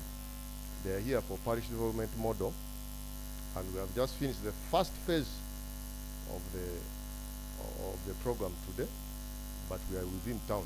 So as the host and the government regional whip, you cannot leave those people there. All the ministers, apart from General Moses Sali, are with us, and technical staff, other MPs, and the Arua district and Arua city heads. So you take his apology. However, he had written something for this meeting. Through you, the speaker, I will hand over that document that it be read to the honorable members. And the outcomes, we shall receive them. We shall receive the outcomes, whatever it needs. And through you, we shall find a way of meeting together.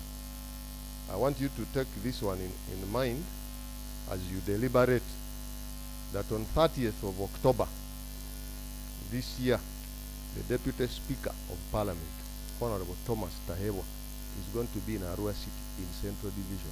It will be a Sunday for a full day. So now, to be prudent, you think along that line, I'll extend the invitation either through Judith or Natasha, the letter, to see how we can have the ideas and everything, either in a petition or a side meeting with the Deputy Speaker. The Deputy Speaker is coming with the parliamentary teams. It will be a group of around 100 MPs.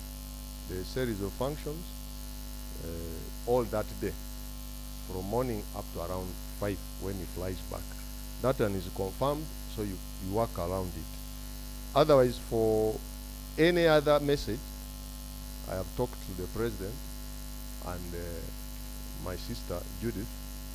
Any other thing will be communicated to you, Speaker, through you to the honorable members from him. But as of now, before the close of the day, I think any other message will come. But we never wanted to let you sit down waiting when there is a big meeting going on.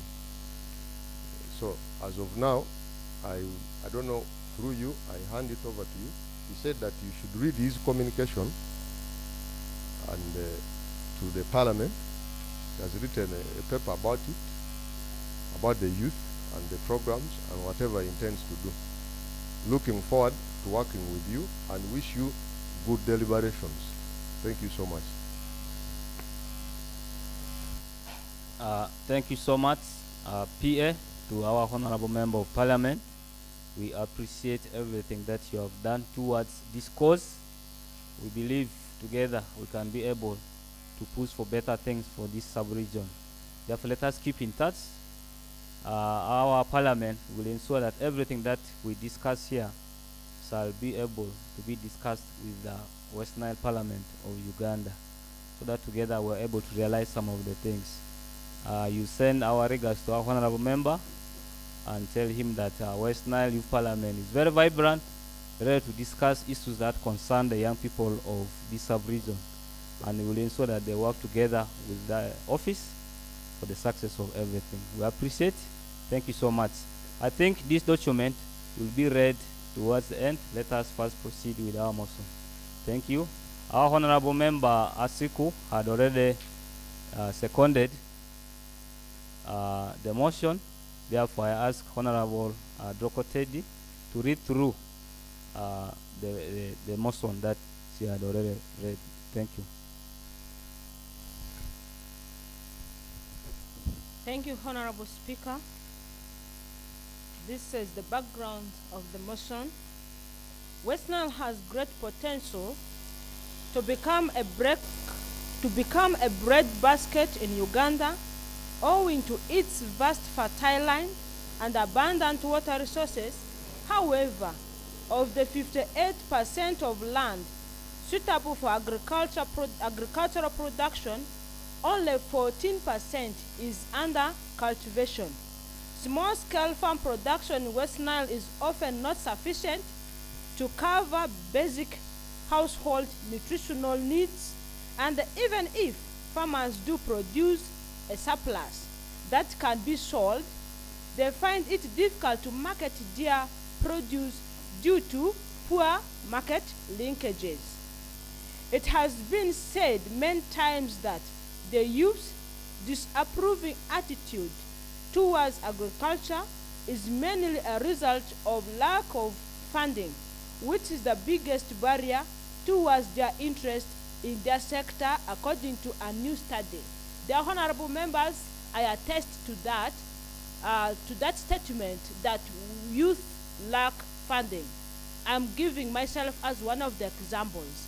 I'm taking agriculture, but facing difficulties in funding the agriculture.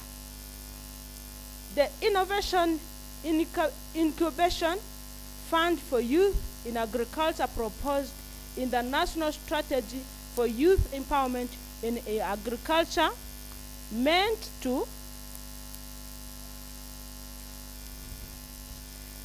encourage and support youth in agriculture has never been operationalized.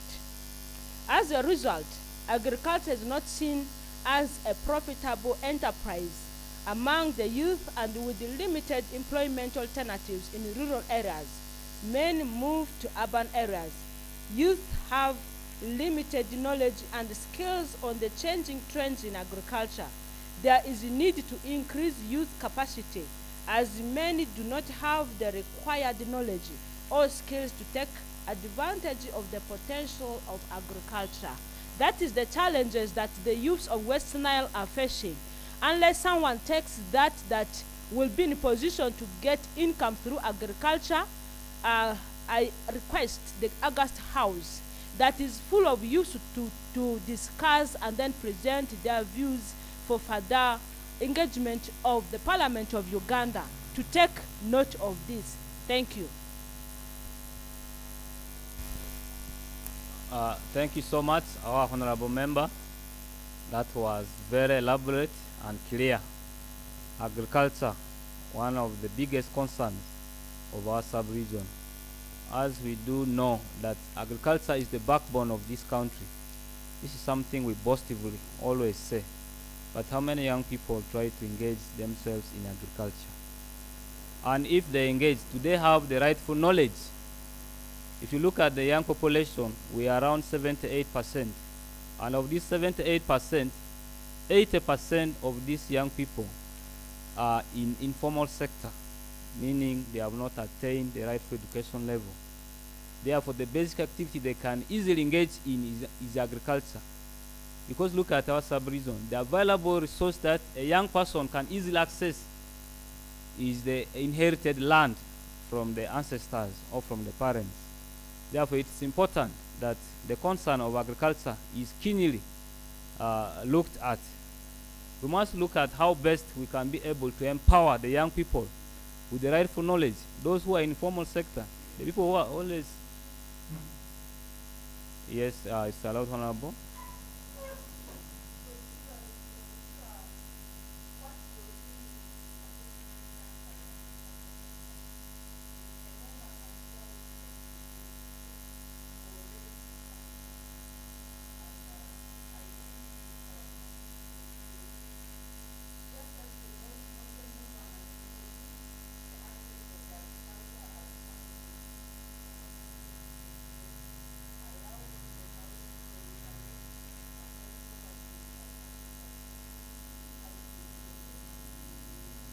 All right, thank you. I believe I needed to give a good background for us to have a discussion on.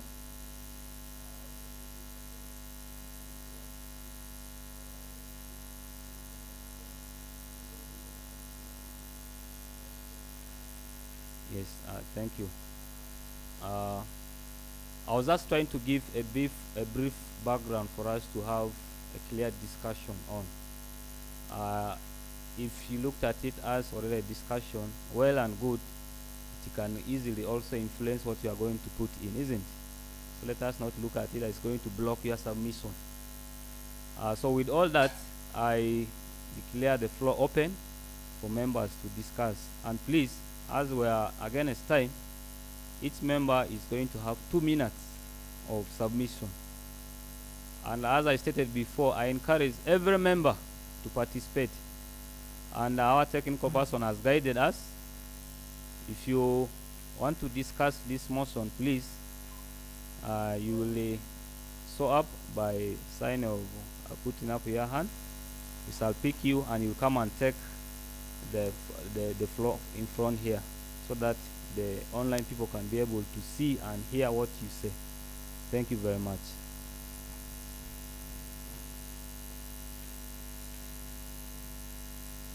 Yes, Honorable Bako Judith.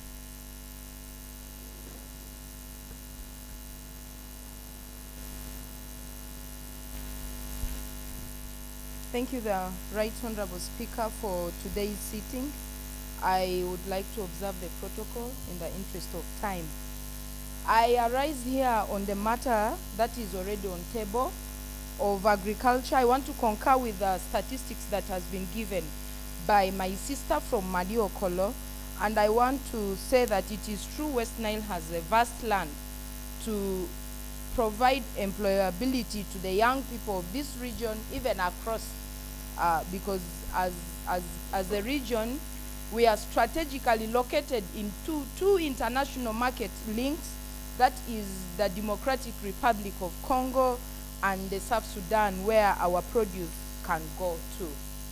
But also, Mr. Speaker, I know as young people, because of the fragmented land tenure system of our tradition as Africans and as Ugandans in particular, I am also pushing here, if members can agree with me, that the land tenure system must be changed so that the young people are able to become landowners.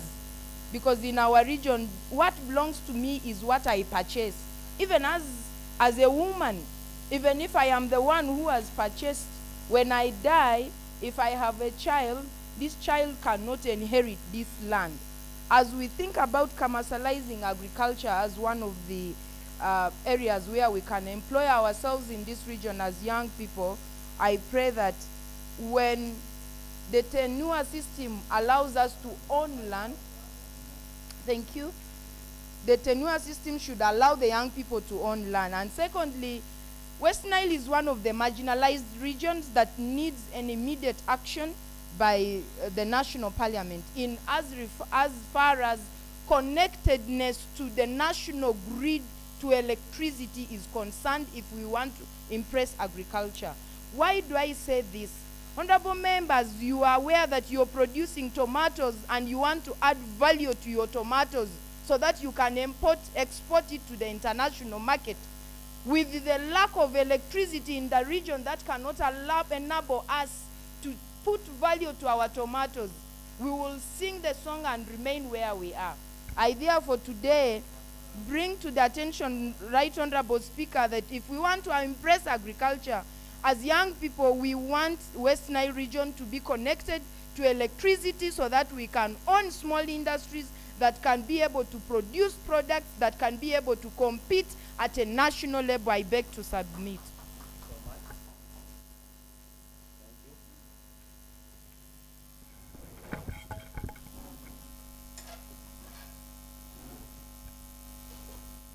Thank you so much, Honorable Member.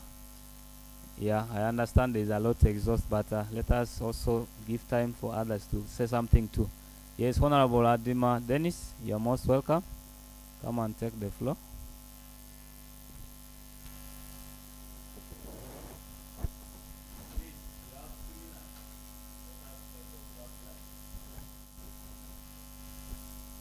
Thank you very much. I honor the August House. I want to agree with the motion which is already on table. And I want to aware the room that in West Nile, the eminent mode of employment we have is agriculture. If you start looking at the most energetic people who can engage in agriculture, they are found in West Nile. If you move to other parts of this country where people are doing farmland or farming, active agriculture, the people who work in those farms are from West Nile. What normally takes these people out from West Nile? What makes them not invest in agriculture here? I want to assure in this room that when you cross Pakwach, when you reach Pakwach Bridge, the type of agriculture changes. Thank you. The type of agriculture that is impressed that the other side of the river changes drastically. Here, we are lowered to the level of holes, but we are being told to do agriculture that is for commercialization and at the same time getting money for eating at home, for subsistence consumption. But if we are to change this strategy of agriculture in West Nile, I bet the best way could be our leaders in a parliament, or this parliament must recommend that in the next interventions for agriculture, let horse be exchanged with the tractors, just like I say across Pakwach. But if we shall not move to that level, I want to repeat in this.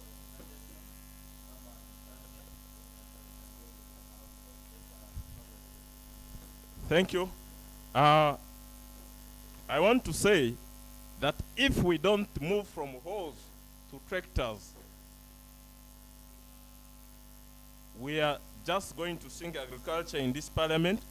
It will remain here, and our MPs must take emphasis on this. At times, I feel absurd for some of our members of parliament. You find them kneeling to request for hoes. How much will a hoe do? How many hoes will you need to cultivate an acre of land? So if we want to talk about productive agriculture, the best way is we substitute. Can I beg for 1 minute? Thank you.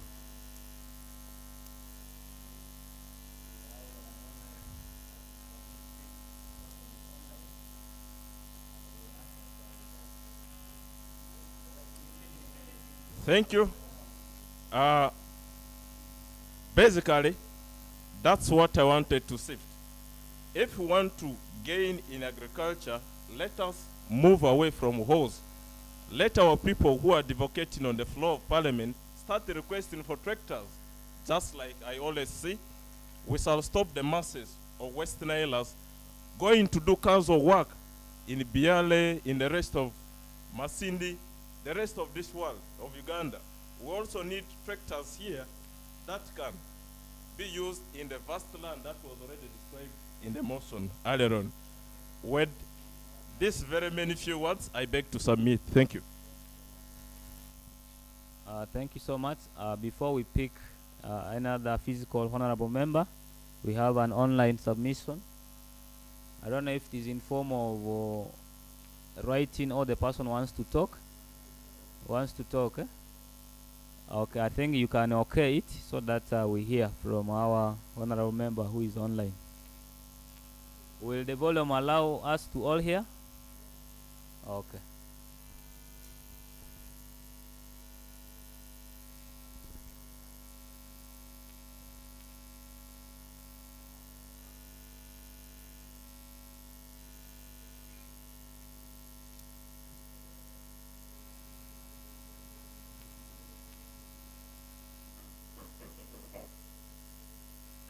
Once again, a very good afternoon to all of you, the Right Honorable Speaker.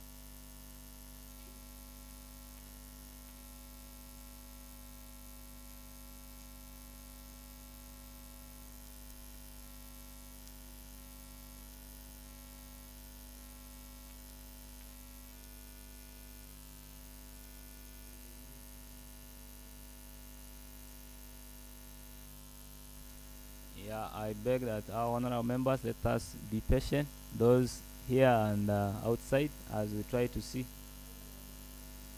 Yes, our honorable member, you are live, you can submit.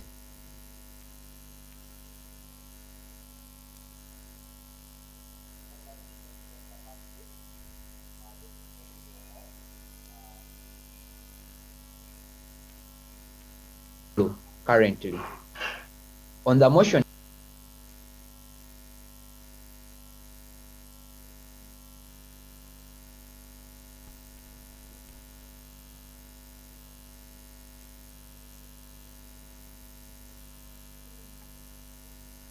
Yes, honorable member, you first, honorable member, pause a bit as we try to sort some technical issues. Yes, we are trying to fix so that we can be able to hear you well.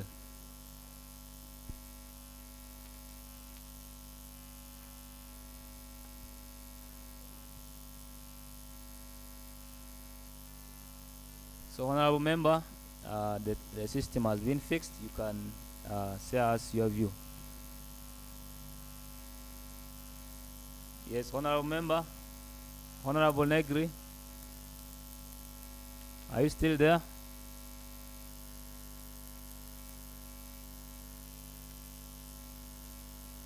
I think we shall pick him after one more hand as we try to fix that. So allow me welcome our honorable member to come and also give his submission. You're most welcome, honorable. Come on. and take the floor this side so that you can be covered. All right, Honorable Speaker, Member of Parliament, present with us. This is Daniel Pikisa, representing Zombo. I'm here to deliberate on the motion of agriculture, seeking for government support, the youth sectors to put into agriculture. Honorable members, we are here as youths, but currently as I talk right now, we have about 1.2 billion people who are young, aged 15 to 24 in agricultural sector. 88% of these people are deep down in the village. That is at the international level. In Uganda, we have 80% of the population are now youths. These youths are being engaged into agriculture at the rural level. But they're facing very many challenges. One of the biggest challenges I have here is our land ownership system is very poor. In Uganda, in West Nile, you only own land if you're poor until your parent dies. That is a problem. If your parent is still alive and you're poor, or you're born from a poor family, you don't have land. When he dies, that's when you have opportunity to land. And you're saying that the youth should be given opportunity to go into agriculture. So I'm urging the Member of Parliament here from this sitting to the Speaker to pass through this, that if the community can change their mindset of giving young people land, not necessarily when their parents or the people who had opportunity to the land dies, we shall have advantage, we shall have ownership, and we shall invest our energy, our money into the land. Two, the government, thank you, Speaker. Two, I will want to put this clear. The government system has been there to bring into the youth into agriculture, but most of the system has been through loans. And these loans have in turn ended up chasing our young people away. They bring you loans, they don't empower you, but they push you into agriculture. So I'm thinking that if possible through this parliament, let us push through the giving away of kind support. These youth are clustered very well. If they're interested in doing value addition, let the government go ahead, procure the basic things they need for the value addition, build their capacity and set them go so that they can explore their talent. If that is not done, the support they're giving us will chase us away from our family, will chase us away from our people, and we shall still remain poor.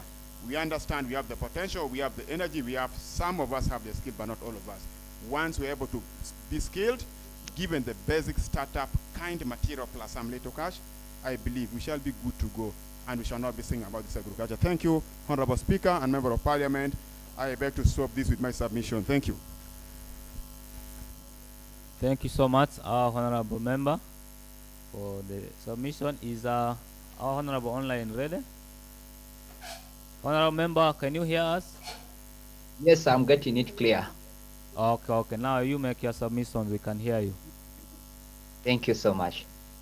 The Right Honorable Speaker and the Honorable Members in your different capacities in the House, a very good afternoon to all of you.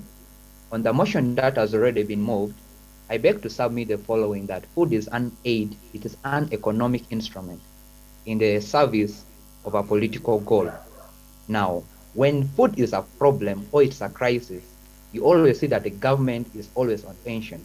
That's why when you hear of history or you get to history, bread has always been a problem in many countries. Bread has always caused governments a number of issues. Now, when we base on today's topic or discussion that is centralized on agriculture, there are a number of things that we have to look back in our land or West Nile that is affecting us. Just like a number of them have already been spoken about. Somebody raised the issue of land, somebody has already spoken about electricity. But however, let us look deep into this. If they have spoken about this, I'm going to speak about only 3 points. One, it's about transportation or the roads. Honorable Speaker, I have to submit that West Nile has no good roads. It has no roads actually. What we have is just a picture. The kind of road we have cannot boost agriculture in our land or in West Nile. When you look at the road, when you look at Zombo, that is the mother or the market or the birth of agriculture in West Nile, you get to realize that it has the most poorest road network ever that cannot facilitate the movement of traders or farmers. Looking into that deeper, let us look at the market. It always pains me when I travel across and see that we produce a lot, but we have nowhere to take them. When you look at Mariokol Madiokolo is known for producing mangoes or fruits, but they have no market. At the end of it all, what do? They dump it at the roadside. When you come to Paida or you go to Zombo, there is no market. People dump their banana late in the evenings and Irish, because they don't want to incur cost on transport again. We lack a market. And how can we bridge up this? I pray, if the government thinks, let industry be brought in, so that these industries can act and aid in promoting agriculture equally and provide for us market, where we can easily take these items to be manufactured into other items. And then last but not least, it's about profit. Yes, we have a number of youth being engaged in agriculture, but what do they get out of it? Now, when we are looking at the youth, let us look at it in a two-way side. We have the formal guys and we have the informal. The formal, these are the people who have gone at least into the classes to learn how to know what agriculture is. But the informal, these are people who use their inborn will or their Honorable, own. summarize that in 1 minute, please. Thank you so much. Let me summarize. So I beg to submit that let us look at all these important aspects that really promotes agriculture. West Nile can be the best if all this is put in line. If our electricity is brought in, the issue of land is sorted. Let us stop selling land. That is one factor that's affecting us so much in West Nile. Land has become a problem in West Nile. I beg to submit. Thank you so much. Thank you, Honorable Negri, for the submissions. We appreciate, and I hope other members online are following. We also welcome you to make your submissions. Please don't think that the discussion is only for those who are physically here. All of us are part of this. Therefore, let us also try to make our submissions as well. Honorable members, this is a very contagious issue. I believe there is so much to submit. I'm not seeing hands. Yes, Honorable Ibrahim.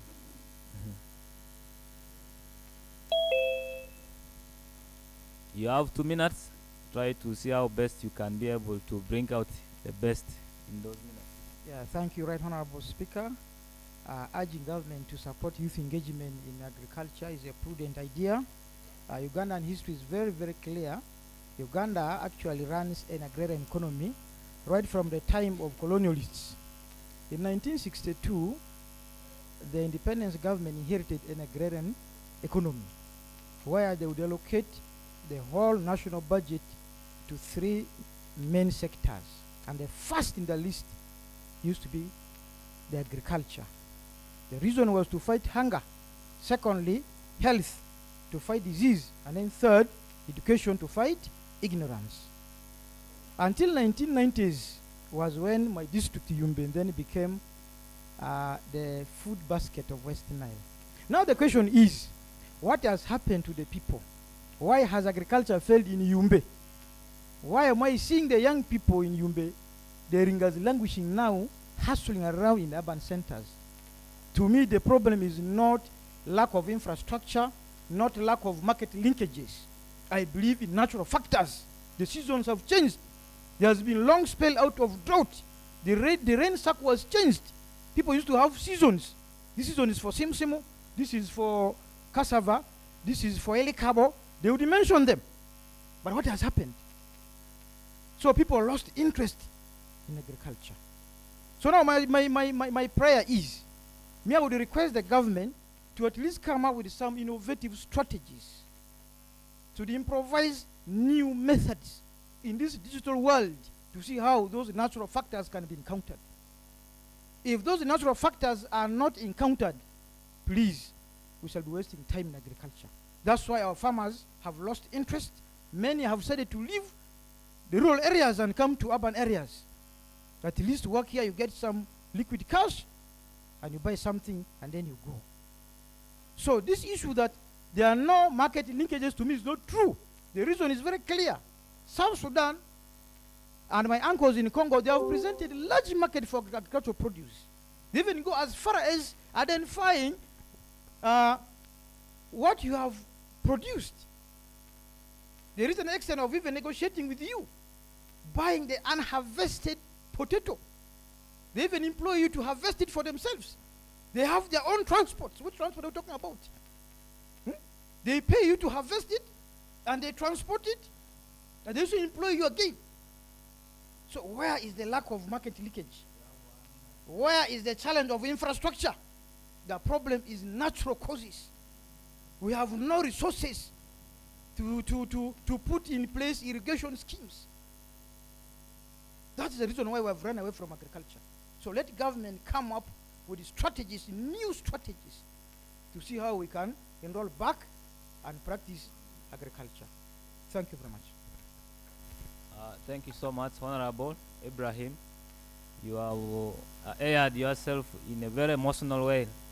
I think you really feel why this is very important. This is good. Thank you so much. Yes, Honorable Bayo, come and take the floor. And I try to summarize in 2 minutes. We have other motions to discuss. Therefore, I believe the people who have discussed agriculture have extensively discussed it. We may somewhere have to go to the other motions. Thank you, Right Honorable Speaker and the honorable members. I still want to concur with the previous speakers or the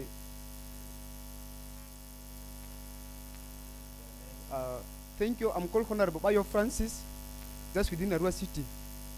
I was the verge of saying that I still want to concur with the previous speakers who say that there is a limited market here.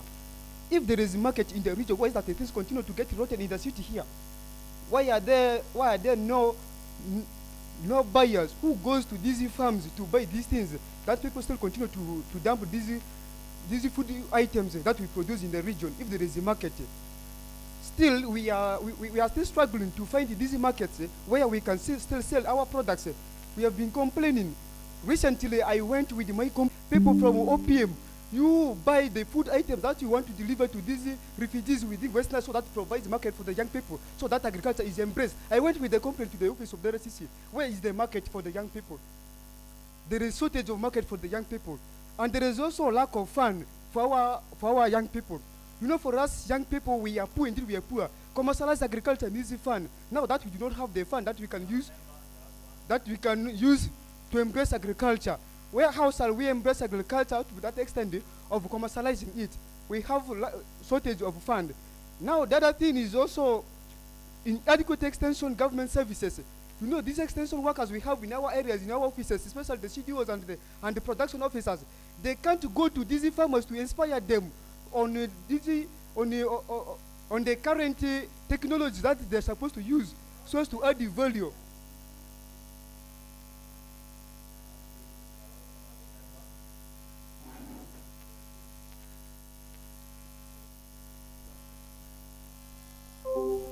Right Honorable Speaker, I stand here to object the submissions of my colleague on saying that the extension workers of the government are not working.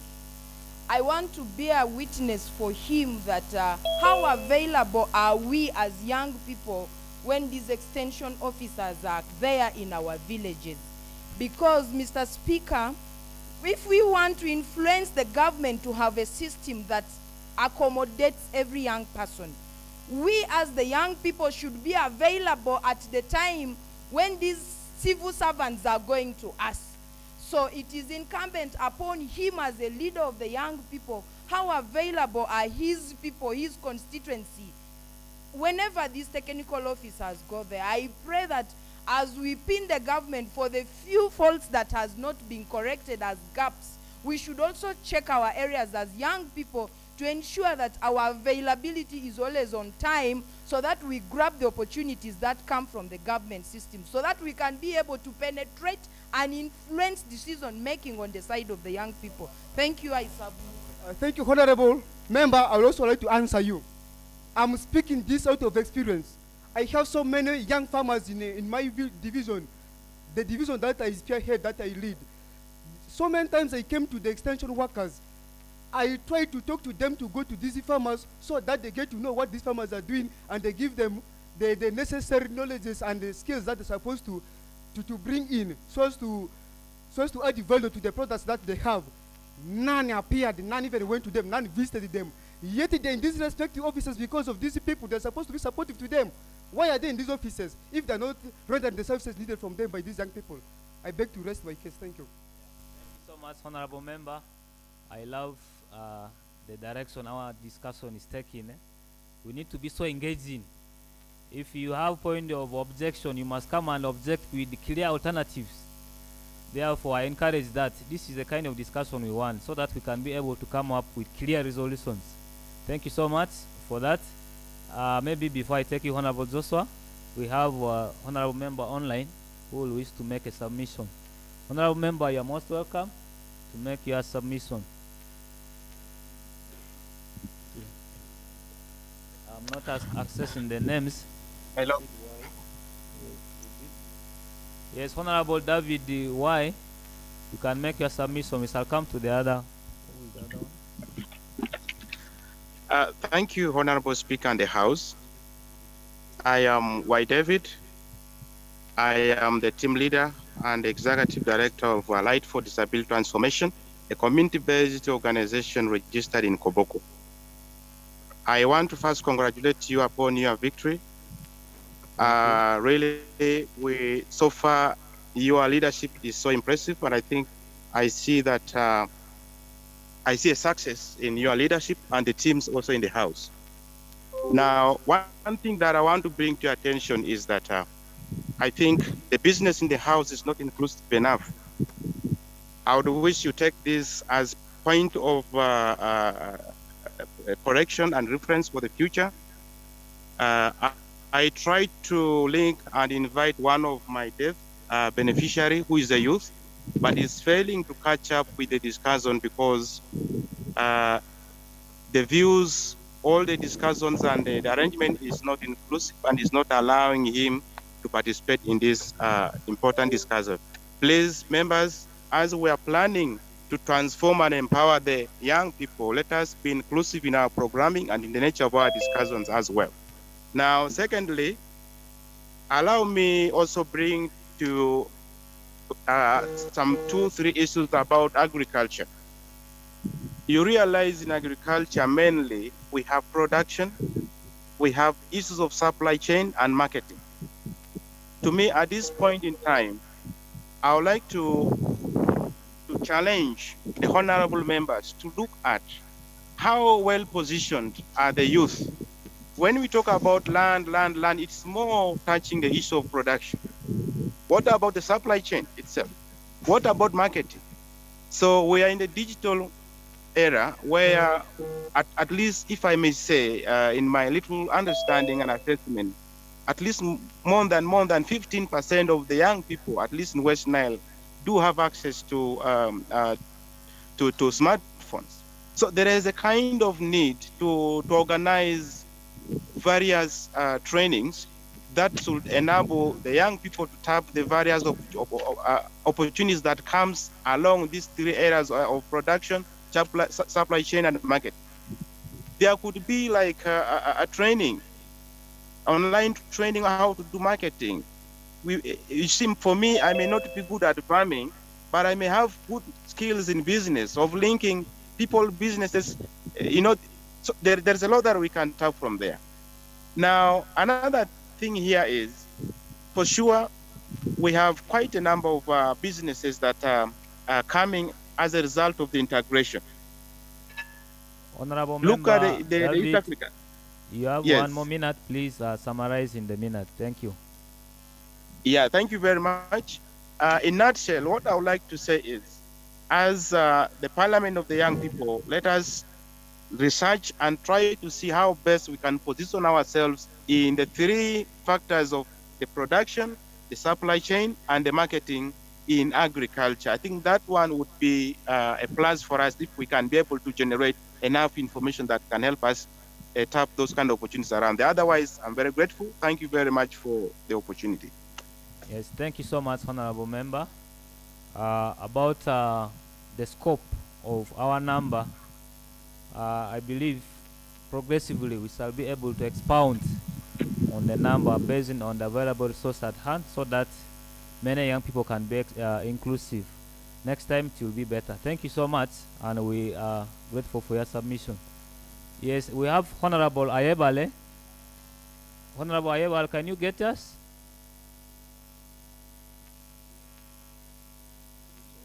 Ayebale Richard.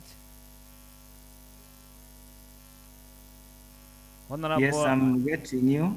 Yes, please. You are welcome to make your submissions, Honorable. Thank you. I want to say the protocol remained observed as I save time.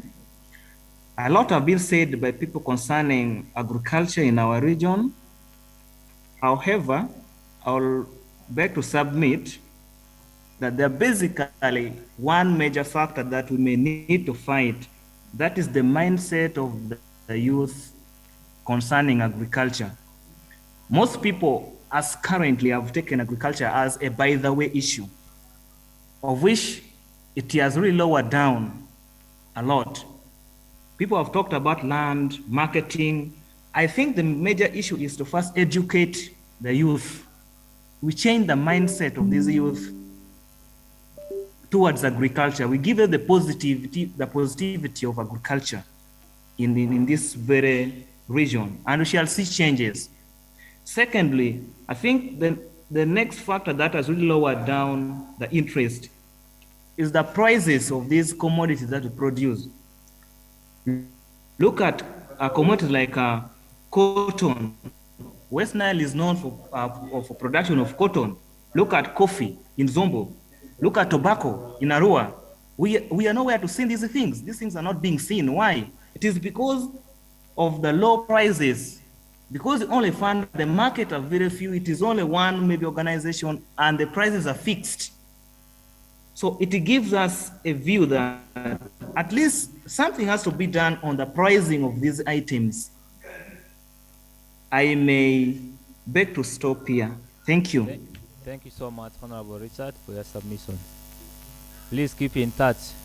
Allow me also welcome Honorable Joshua. Please come and take the floor this side so that they can be able to view you. Thank you. Protocol remains observed. I would like to add on what Emmanuel, my name is Emmanuel, Honorable Emmanuel Justa Senjovu. I'm representing a human district. Justa Senjovu. Justa. I'd like to add on the issue of the extension services my friend mentioned about. He said when he went to the extension officers, they refused to go. But according to my knowledge, at the end of 2020, Modern University made a rapid assessment and reported that one extension officer was supposed to attend to 4,000. Sorry, one extension officer was supposed to attend to 4,000 clients, and they reported that these extension officers actually lacked enough funding to reach to remote areas. So my point is maybe these extension officers don't have what is necessary for them to do their work, and that's so. And the government needs to set up some demonstration farms, because I think we have less than 200 in West Nile, moreover the entire sub-region. That is it. Thank you. Thank you so much, Honorable Member Zosta, for the submission. They're online.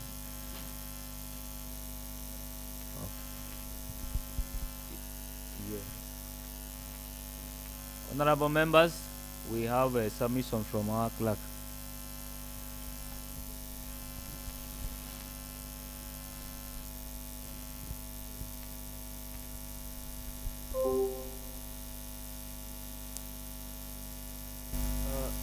Dear honorable members, please, just a moment.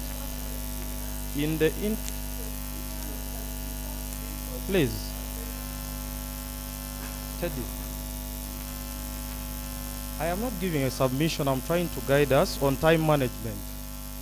Teddy, please, I would request that before you try to cut us off, please try to listen to someone's opinion before you can really do that. So I was trying to say, please, in the interest of time, we are not observing time so well, and we have motions that are untackled on the seats here. Can we please stick to the 3 minutes, the 2 minutes that are given? May we please respect what the Honorable Right Speaker puts before us. Thank you.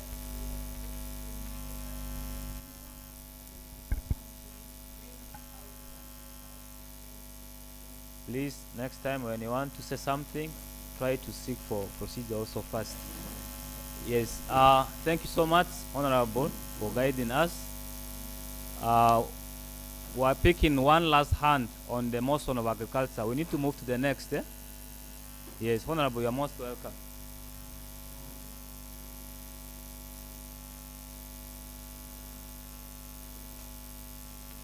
I hope you are coming to make a submission. Thank you very much, Right Honorable Speaker. Protocol observed. I'm by name called Honorable Azama Fadel, the Melif Councillor of the Town Council, representing Yumbo. Concerning agriculture, we as the leaders, we are talking about youth doesn't want to engage themselves in agricultural production.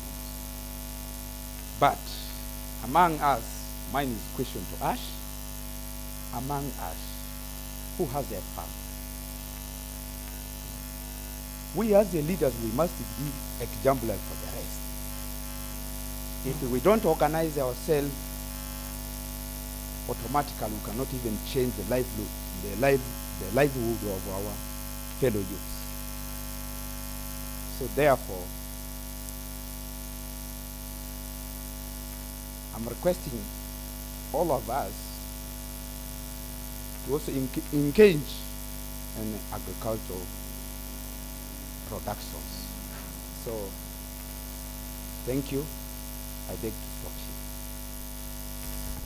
here. Thank you so much, our Honorable Member, for the submission. That was the last submission on the motion for agriculture. And the discussions have been very extensive. I believe we have, if not all, at least majority discussed most of the issues that concern agriculture. Therefore, I think this motion is worthy of sending for further discussion and also to seek for action from the rightful authorities. Honorable members, as we are time bad, our next motion shall only be discussed within 15 minutes. Those who will be making submissions, their submissions will be in 1.5 minutes. Try to summarize so that we are able to use the 15 minutes to finish up a particular motion. With that regard, allow me to ask our clerk to invite Honorable Hakim Aleko to move our next motion.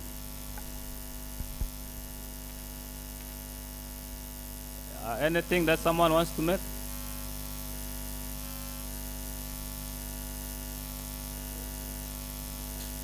Okay.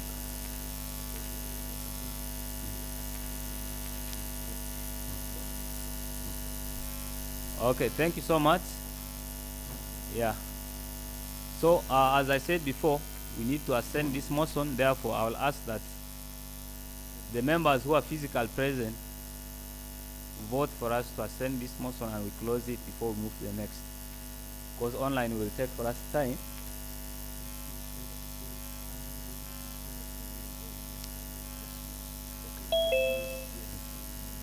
Okay.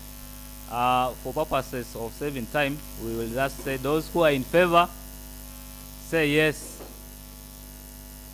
Those who are not in favor, say no. I think all of us eat food, so it's important that we say yes. So that motion is closed. Honorable Sukran, may you please invite Honorable Hakim to go through the next one.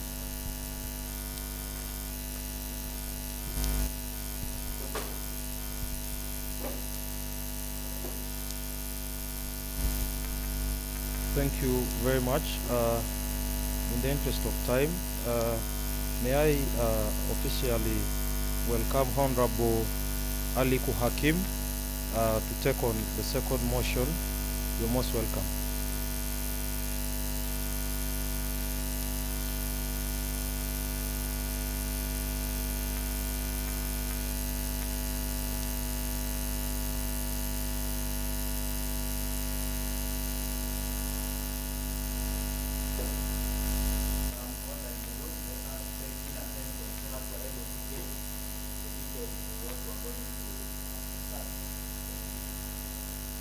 Once again, I thank you, the House, chaired and led by the Honorable Speaker and the entire House. Good afternoon. Standing here is me, Hakim Aliko, and boldly to table a motion. And the motion is tabled or to be moved for resolution of Parliament urging government to address the high levels of drug abuse among youth in rural and urban settings that are actually getting wasted in drug abuse. This is the motion in front of the Speaker.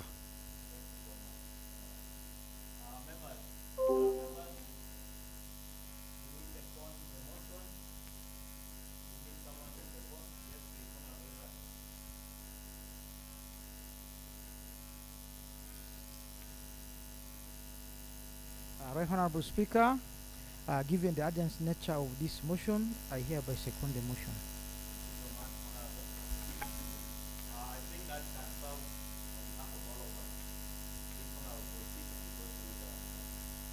Thank you so much once again. Drug abuse is one of the much anticipated problems that are affecting the youth in society today and are actually on a rampant growth. And it's quite unbelievable, as we all know, drug abuse where it is actually taking our young people, probably the fellows. Nevertheless, the victims of drug consumption among the youth show signs of cultural influence. Most tribes have a culture of dealing and brewing drugs in homes, thus exposing the young people or the youth to such drugs at an early stage or age. As young people actually reach their adolescence period, drug consumption or consumption increases due to a lot of factors, which includes bad peers. Young people prefer strong local spirits that is brewed amidst the homes. We have seen young people enjoying circuits at very low prices, knowing that this is what they can afford.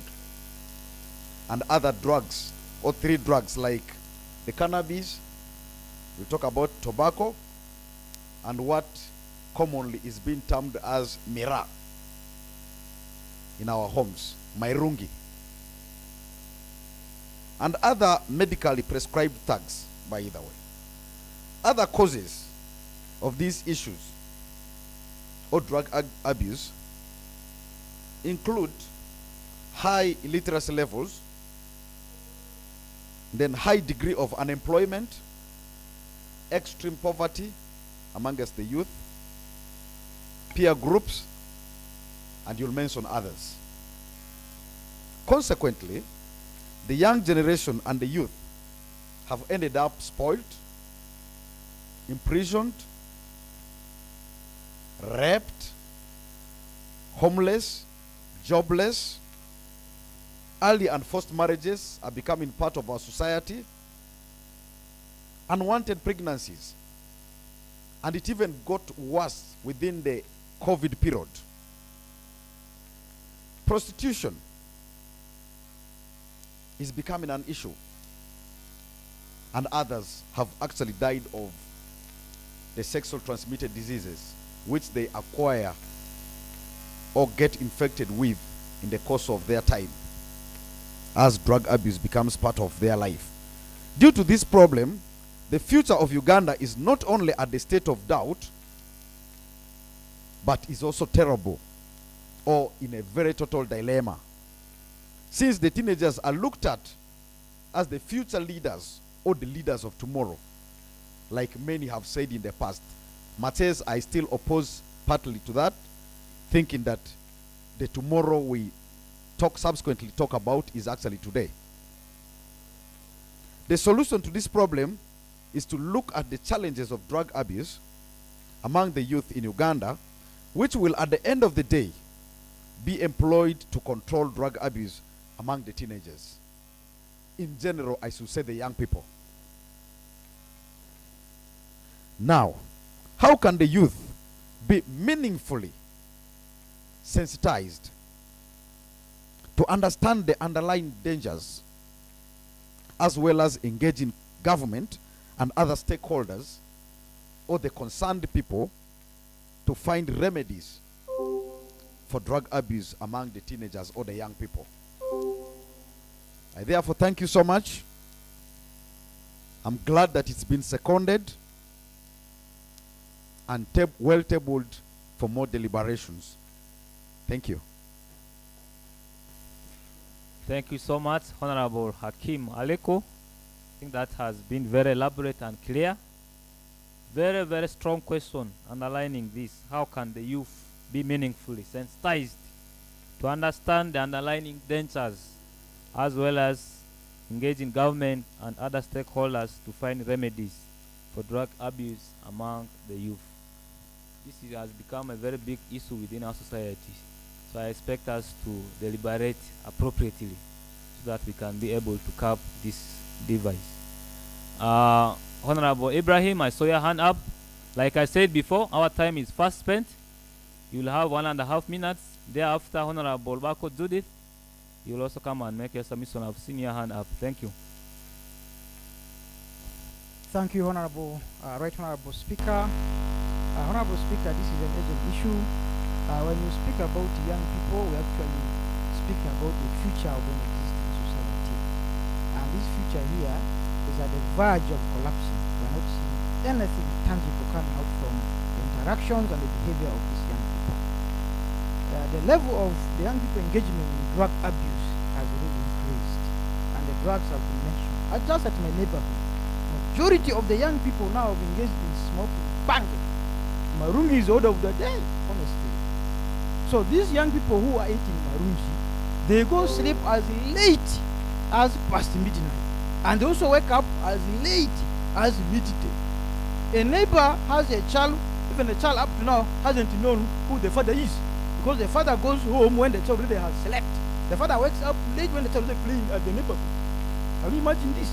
So drug use has really affected the productivity level of the young people. Because productivity and energy in a young person is defined in terms of strength and in terms of intelligence. No problem. So please, it is an urgent issue. And I'm wondering why the local leaders are not deliberating and making decisions on this issue. This is an issue which is supposed to be handled at local level. One morning, if they wake up in a council, pass a resolution that we don't want marungi to be grown here, what will happen? We don't want bang here. Even bang now, smoking bang has become so rampant as if the bang has been legalized. I don't know. So please, it is a serious matter.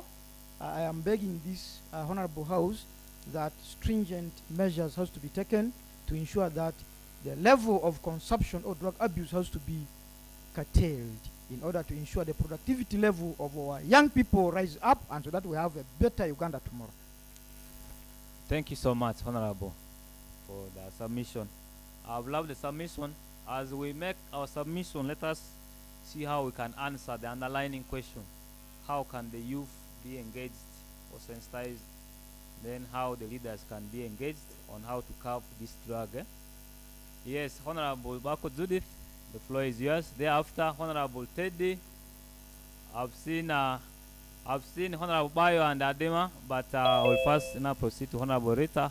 Thereafter, I will take the other two hands after. Thank you. Thank you very much, the Right Honorable Speaker. And I would like to observe the protocol in the interest of time.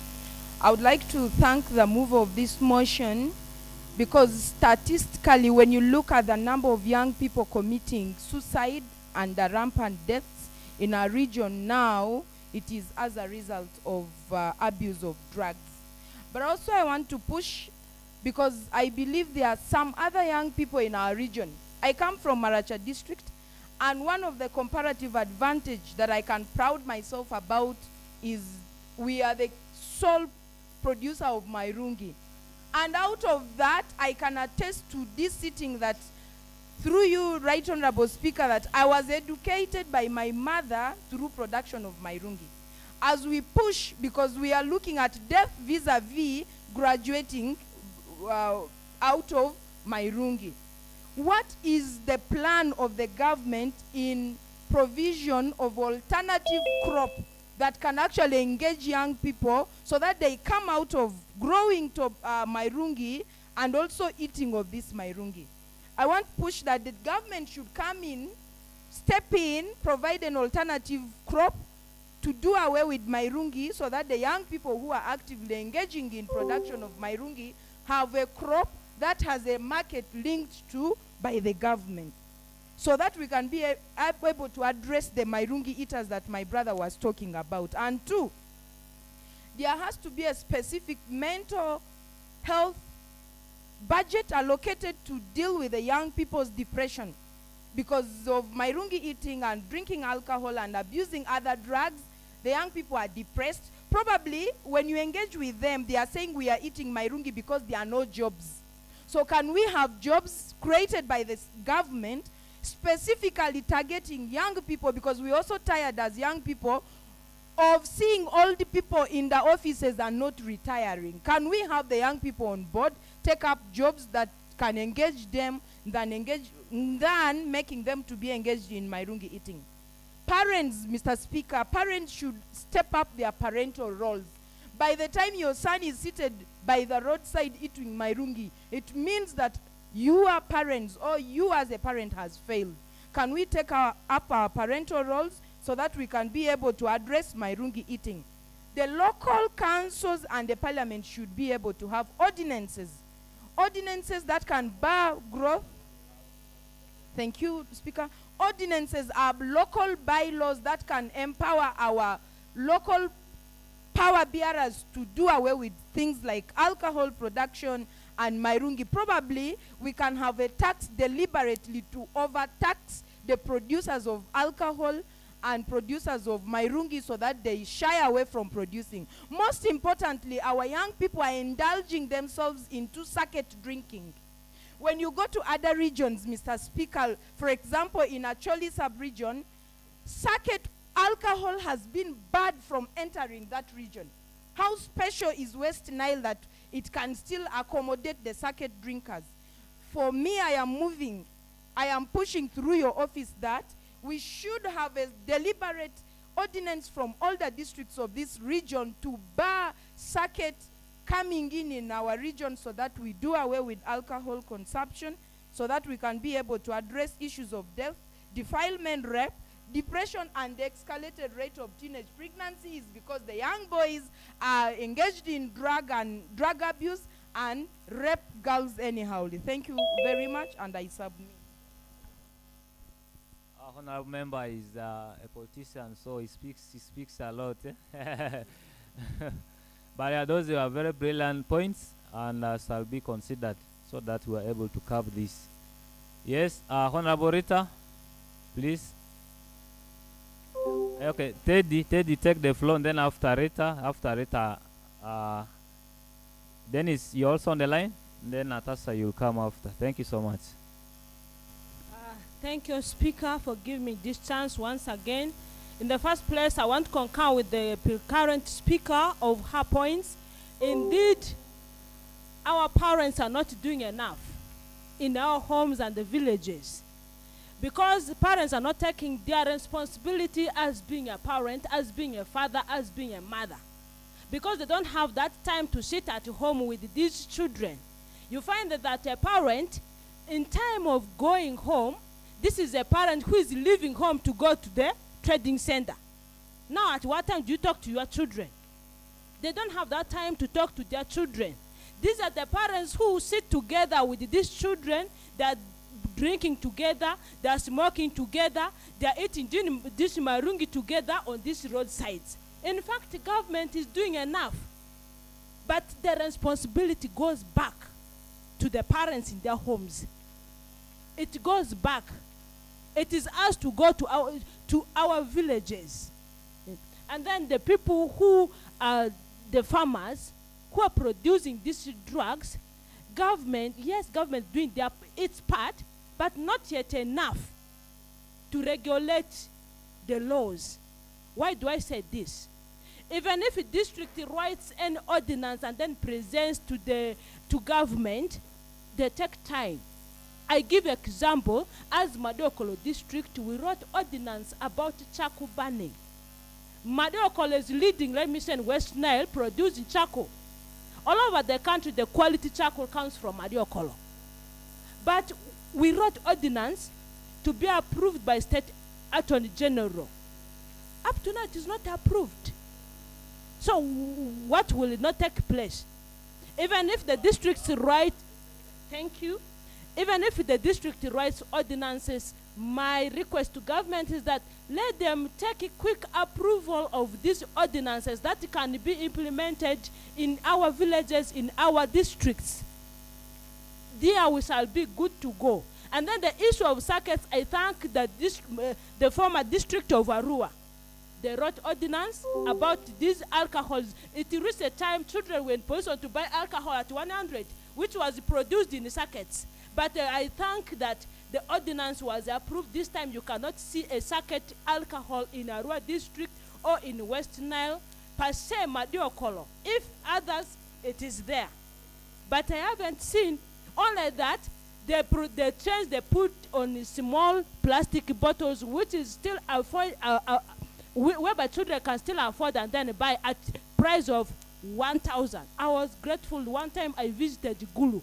If you don't have 3,000 above, you cannot take alcohol, which is not the case here in Arua or case in Madiokolo. So government has to regulate at what price is the alcohol that can be produced and sold. And secondly, the age that is supposed to take alcohol. And thirdly, parents need to take their responsibility as being a father, as being a mother. Thank you. I beg to submit. Thank you so much, Honorable Member. These are all politicians. They speak a lot. I believe even if we give them the whole day, they will still have something to say. Yeah. With the interest of time, allow me to welcome Honorable Rita to come and also submit. Thank you. Welcome. Good afternoon. My name is Honorable Rita Poni Umia, proudly representing Koboko District. Well, my view here is that, according to me, how we are going to handle this issue of drug abuse, I think as a team we should embark on guidance and counseling.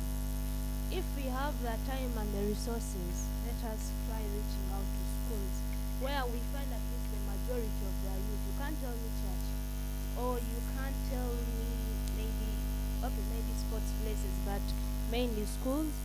You get this time, go and talk to their youth before they start it. Because when someone starts drugs, it's very hard to convince them to leave it. They become so addicted that when you tell them, they even become violent. Have you ever experienced that? A young child of senior 3, my neighbor, ran mad, but couldn't forget home. Would come when you try talking to him, he's like, I'll beat you. He'll tell you, I'll beat you. So let us find ways of talking to the youth using this platform, because we shall reason with them. We are still the same age group. We can't tell our elders to go and talk to them, because the youth will look at it as a way of maybe campaigning for further opportunities. And secondly, I want us to encourage the current government to look at the youth as an opportunity of market if they are able to educate our youth and give them experience. Because when someone is experienced or is skilled in a particular point in life, there is a way they can end up surviving alone. When you teach someone how to cook, when you teach someone how to make hair, there's a way they go out there and learn how to make money. Instead of telling them, I will bring for you the money, tell them how to make the money. That way they will leave drugs and concentrate on how they are going to make money. So I'm going to end by saying experience and connections are the best. When you have experience and when you're connected, you can live a better life. I beg to stop here. Thank you. Thank you so much, Honorable Member.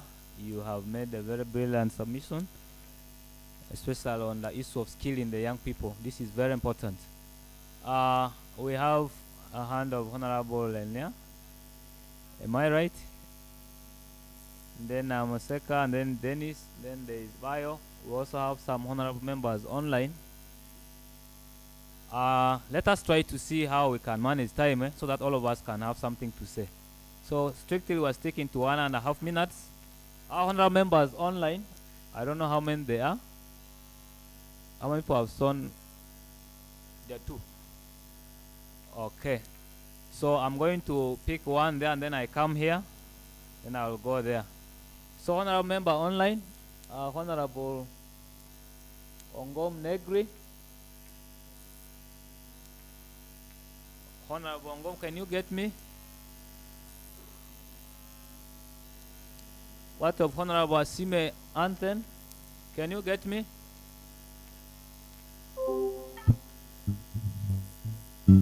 Yes, Honorable Asime, you are welcome. You can make your submission, please.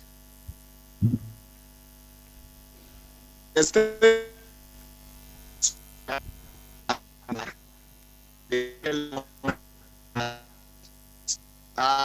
as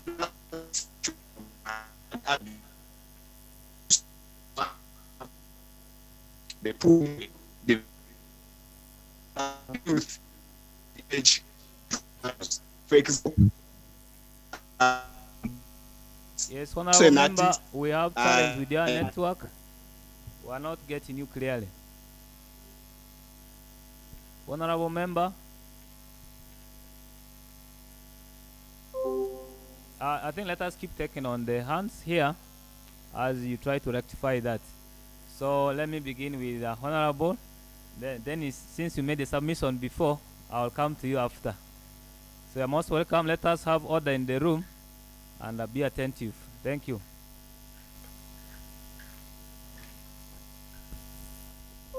Thank you, Speaker. Good afternoon, honorable members. My name is Lenya Frida, a honorable member of this parliament. To add on this, I would really talk about the employment system. The youths have faced the challenge of employment in such a way that you finish school, you come back and you're there seeking job, and then someone says that we need 5 years experience. Where do we get that experience if you don't employ us? So some of these things, the reason why some of these youths go and eat or they do drugs is because of frustration. You've been at school, you've studied for very many years, you come and seek for a job, they tell you they need 3 years, 5 years experience. Now, if you don't give me the job, where can I get the experience? So at least such mentalities should be changed, that those issues of saying we need job experience, at least, because people, no one is born perfect, we learn from jobs. And I guess that even the new students, they all study what this job actually looks for. So it would be better if these students or these youths are given jobs regardless of the experience, as long as they have the rightful papers. Thank you. Thank you so much, Honorable Lenya, for the submission. Due to time, we will not have everyone make the submission on this particular topic. I believe the ones who have made the submissions have said something on our behalf. So I'm keeping the hand of Honorable Moseka for the next motion, and Honorable Bayo and Dennis. Please, our time bad, bear with us. With that regard, may I ask the House to assent this motion by saying either yes or no. Those who say yes, please say yes. Those who say no, say no. There's only one no, meaning our motion has been ascended. So let us move to the next motion. We are not going to discuss all the 4 motions because we are time bad, but I said we have a lot of issues that affect us.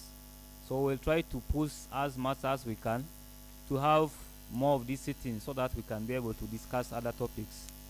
So we will only have one more motion, which will be moved by Honorable Edeti Favor.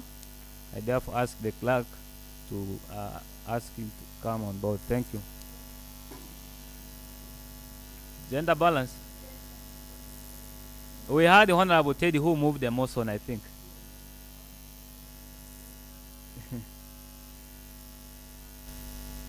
Thank you so much, Honorable Speaker. May I now request Honorable Edeti Favorite to move the third motion. You're most welcome.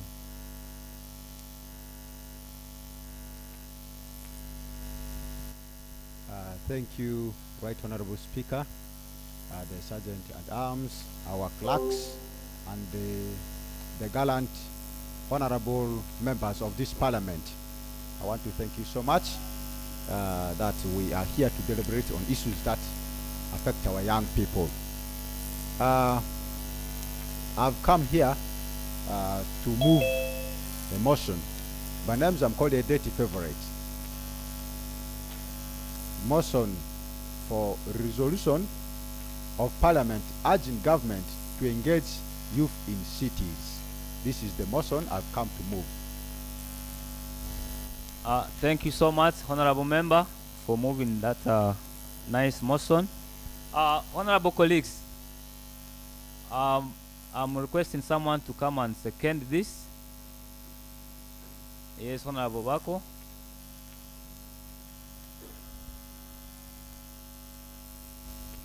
My name is Judith Bako. I come from Maracha. I would like to take this opportunity to second this motion. Thank you so much, Honorable Bako. Honorable Favor, you can proceed through. Thank you so much, Honorable Speaker, and also Honorable Judith. As I said, my name is Edeti Favorite. I've come here to move a motion. Honorable members, allow me to take us through what brought this motion and what it means to have this motion discussed here. Youth is an untapped economic resource and needs to be viewed and treated as an asset and a driver of safe, resilient, and sustainable cities. We are all aware that our country has created new cities. These are 10 in numbers, and they are yet to create. They are planning to create more. So we need really an involvement and engagement of young people in the development and growth of these cities, as we are all aware that youth has the majority population, and it is really a great asset for this country that we are living in, that is Uganda. With the Habitat 3 process and the 2030 development agenda, there is an increased interest in engaging youth at the local, national, and global levels as drivers for positive change to address the root causes of challenges and opportunities. However, significant gaps remain in understanding how to apply these ideas through policies and practices in the urban context and ensure global and national policies and registrations apply to the level where people are finding themselves faced with the most pressing and dynamically evolving issues in cities. As a key component of urbanization, engaging youth in shaping the urban development trajectory, whether through meaningful participation in urban planning, informing legislation and regulations or economic policies, enables them to take responsibility and ownership to support the realization of integrated, inclusive, and sustainable cities. This approach utilizes youth to achieve a positive correlation between urbanization and development, effectively placing people and human rights at the center of urbanization. The new urban agenda offers the opportunity and responsibility to ensure that policies and actions developed to inform urban development are inclusive. Urban development needs people to remain at the core of its attention, especially since an overwhelming number of city dwellers continue to face marginalization, often because they are deemed too young to be heard and seen. Within the new developmental frameworks for urban development, that are the new urban agenda and the sustainable development goals, a continued emphasis and momentum needs to be maintained for youth to be considered part and the parcel of sustainable urban development. So members, we are all aware that most of our young people are marginalized in developmental processes of our districts and even the cities.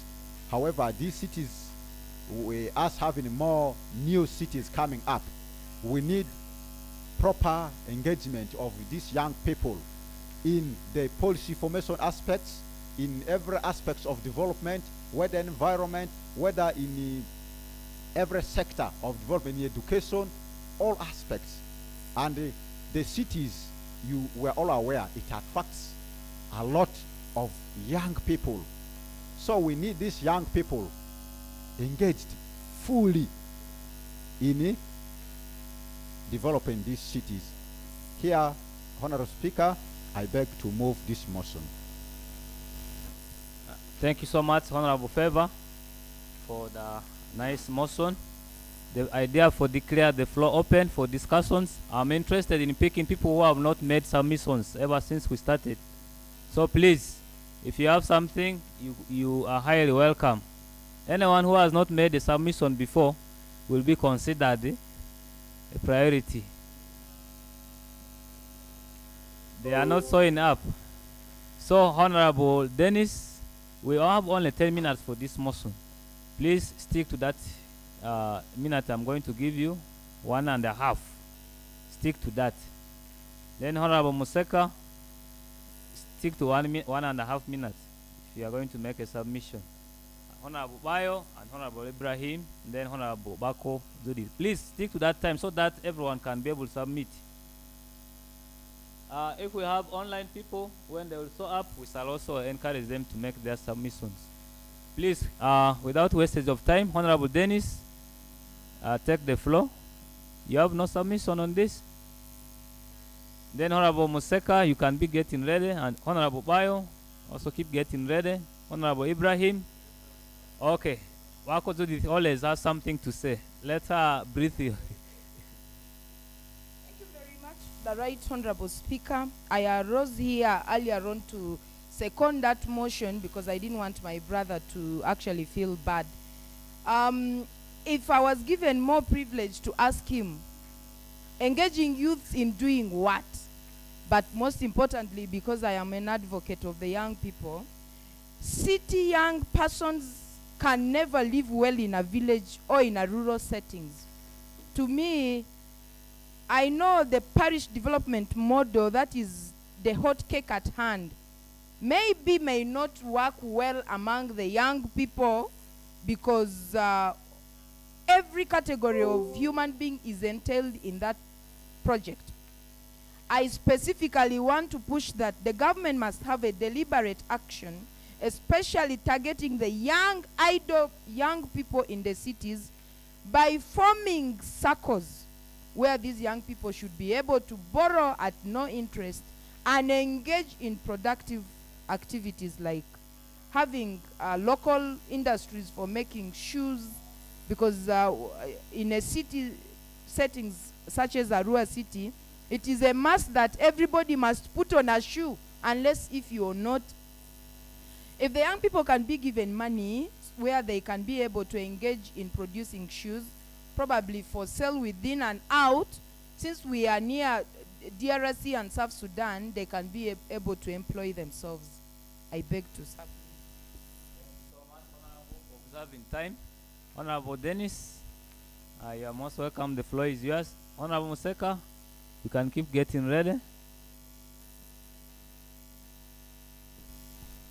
Thank you very much. My name is Adima Dennis, representing the people of Terego in this parliament. My sister Judith, it may seem we're thinking at the same angle, because when the motion was moved, I really saw it as an open. I looked for points from where to discuss. But eminently, if we are trying to look at government engagement, just as she had said, we may, at this moment in time, we may best talk about the Paris development model. I want to report in this house that there is a lot of drama moving in our wards, in our parishes, in wherever the PDM program is set to be implemented. Region, we are having two different guidelines. There is guideline that is coming from the Secretariat of PDM. Then there is also that guideline which is coming from the Ministry of Gender, Labor and Social Development.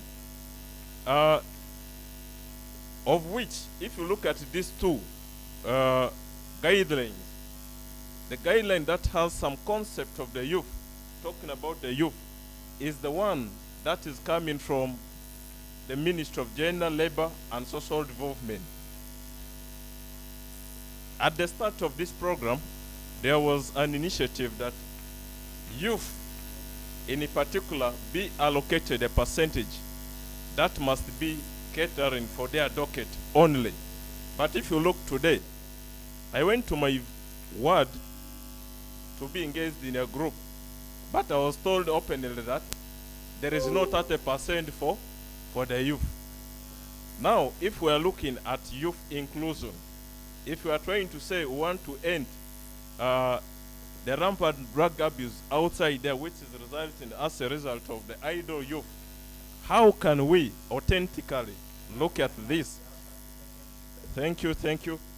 I think the best way would be the August House must recommend that the guideline that is including the youth, which is catering for the 30% from the Ministry of Gender, Labor and Social Development, be adopted and implemented to avoid confusion or collapse of this very program that seems to have suited the youth agenda. I beg to submit. Thank you so much. Thank you, Honorable Member, for that submission. Honorable colleagues, are we having any more submissions? Yes, I see I had given this chance for Honorable Museka, but it seems he's busy. Let me take on Honorable Bayo, then she will come thereafter.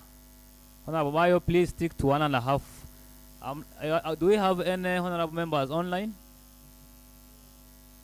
They have not shown interest yet. Yes. There are people who have put up their hand, so please make your submission in a very short time so that we allow others to. Thank you, Right Honorable Speaker and members. As been introduced, I'm called Honorable Bayo Francis, coming to lament on this motion that has been moved. How to engage youths in the city. Indeed, we need to engage our youths in the city because I witnessed this when Arua City was given city status.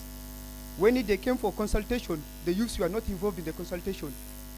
So they were not told on the dangers or the negative impacts they will face when once a place is given city status. So next time youths must be consulted, their views must also be taken into consideration. That is one. Two, we also witnessed this when yoga was brought in the city. We came to realize that in most of the associations, we found that Most people who benefited in the names of youth were elders, even above 60, 65 years, who benefited in the names of youth. So I would like to share that what belongs to youth should be given to youth. They should be engaged fully in these programs. Then next one, in the planning process in the city, youth must be engaged so that they know what the city is going to do in such a place. So that each and every opportunity that will come in such a place will be tapped by these youths. I beg to rest my case. Thank you. Thank you so much, Honorable Member. Yes, Honorable Museka. Honorable, you will be after Honorable Ibrahim. So please keep your time so that we can have our Honorable Member also make a submission. Thank you so much, Mr. Honorable Speaker. I would like to put some short points about engagement of youths.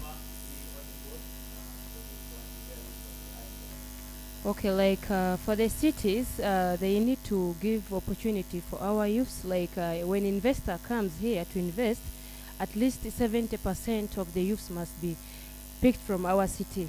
You know, sometimes investors might come and build, they will come with their youths from their ends. And yet here our youths are suffering, they need jobs. So at least they should give such opportunity for our youths. And also they should bring some skill trainings for our youths who are jobless, because in a city when you don't have papers, you will not qualify to work even in a hotel. Like if they bring a big hotel, they need you to have a catering papers. When you want to go to work in a big salon, you need to have papers. So they should also engage them in such kind of things. And you see sometimes they will give programs, they will train our youths, but afterwards they cannot give for them the startup kids. After learning the trainings, you go back home and you stay.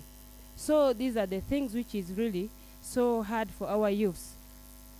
And another one is, it's okay. They should also involve our youths in other things like sports. It is also a good activity which is almost taking place now for our local sports. At least when some youths become footballers and runners, they will be fine. So I beg to stop here. Thank you. Honorable Member, do you have Honorable Member online? Yes, Honorable. Yes, Honorable Anzo Fiona, you are most welcome to make your submission. Please be within the time range, 1.5 minutes. You are most welcome. Thank you so much, Honorable Speaker, and the August House at last. First, I want to congratulate you upon your victory. Thank you. Coming to the motion that was moved, I felt a little bit disturbed, but when I opened the book of law, the Constitution, and when I went through the national objectives and directive principles of state policy, number 10 states that role of people in development. And when you look at it, it says that the states shall take all necessary steps to involve the people in the formulation and implementation of development plans and programs which affect them, of which we are not so much different. We are also in that category as the youths. But I want to pose a question to the August House. And I do not also want to disagree completely that the youths are not involved in, are not engaged in planning or any other implementation activities of the cities. We are involved, but the level at which the youths are involved, maybe it's not at a bigger scope. When you look at it, I'm quite sure it is always the people who are always involved. You may find it's at the National Youth Council level. They leave aside other CBOs, other youth-led organizations, which may be so much important to this, which may have more ideas compared to even the Youth Council. So when we are left aside, it becomes so hard. And then at the end, you find the young people will conclude, they'll be like, yes, we are not involved in this. And I also want to come back to us, the youths. Now that we are requesting for our involvement, for our engagement in these programs of implementation, of planning and the rest, what do we have to offer? What can we show to them that we can do? Is it just a matter of calling ourselves to go and be there? I guess we should show them that we are capable of doing something. And then another thing I also want to encourage all the members in this August House is that when we sit down waiting for the government to come to us, there's no way they will think about us. Let us be so much active in a way that we should be activists. We should look for ways of how best we can lobby before they come to Honorable our aid. Fiona, They always summarize in say, 30 seconds, please. thank you. They always say the more emphasis and the more effort you put in something, that is when you can be in position to achieve something out of it. I beg to move. Thank you so much, Honorable. Yes, we have, I'm not accessing the name. Honorable David, eh? Yes, Honorable David, you are most welcome. Please, just in 1 minute. Yes, Honorable David, are you getting us? Yes. Thank you. I am just going to share my submission, not bringing the context of how all this. The point here is we really need to create innovation hubs or centers within cities to be like an incubation locations or centers for young people to see what new they can bring to change their lives, even their cities as well. And the best way to do that is there is need for us to recommend a study to do a kind of vetting and assessment of what skills do our young people have in the cities. And I'm sure many young people who are in the cities, they have something to do, they have a vision, they have a target to achieve. So there is a need to profile this kind of young people. Then we assemble them based on their technical expertise or knowledge. You know, they are youths who have learned from apprenticeship centers and they have a higher imagination of bringing things that can change our own systems and our own cities. So to me, what I would recommend is to bring the youth together. We need to create innovation hubs. We need to create incubation centers for technology or for inventions that are really pro the issues of the young people. Thank you. I believe. Yeah, thank you very much. Thank you so much. Thank you so much, Honorable. Please, Honorable Ibrahim, you have 1 minute. Then Honorable, yes, you now 1 minute. Only one, please. 1 minute. Stick to that. Yeah, thank you, Right Honorable Speaker. I'm fascinated by the word marginalization. From his presentation, he did mention that the youth have been marginalized, which has been a common song among the fraternity of the youth.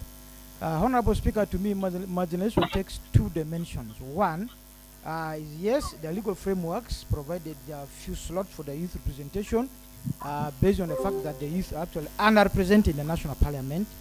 But however, the youth themselves are also responsible for their own marginalization. Reason being that they are aware that they are the majority in our societies. 78% is a big population in this country. So why can't they elect their fellow youths from among themselves instead of electing an elderly candidate to go and represent them?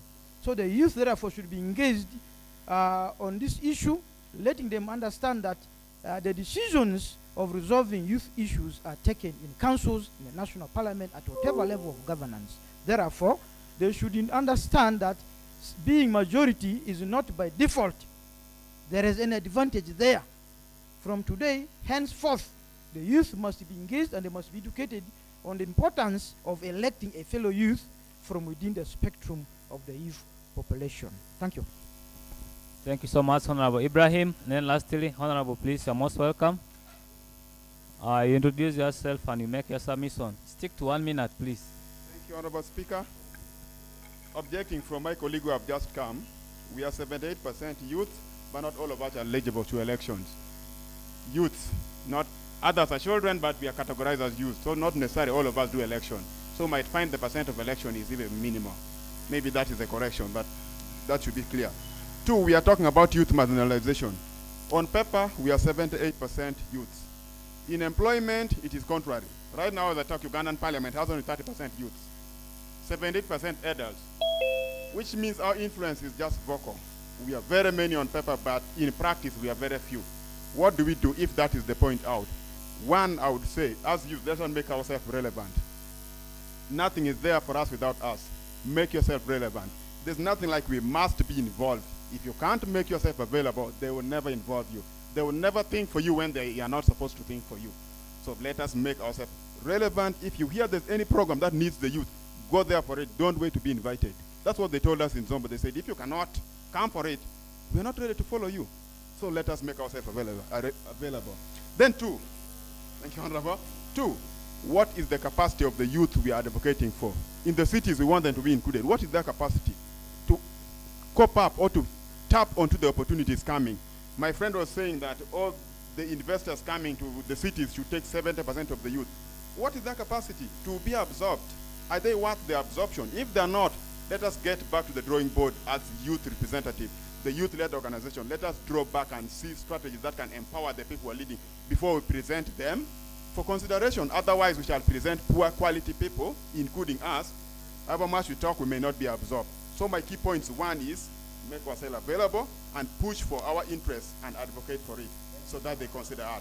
Then two, let us build the capacity of our fellow people, whether through peer influence, whether through tapping opportunities, so that they are worth considering. Thank you.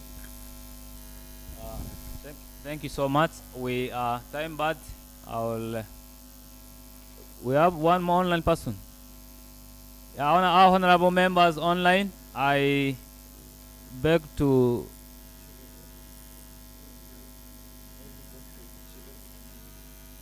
the members are suggesting Honorable Godfrey Ducheles to make a submission.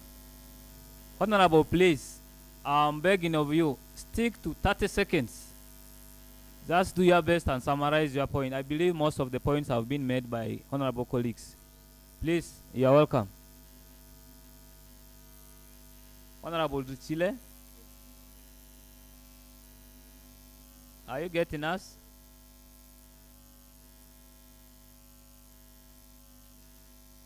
Honorable is not being heard. I don't know if it is network challenge. Hello? Yes, please. Can Hello? you get us well? Yes, we are getting you.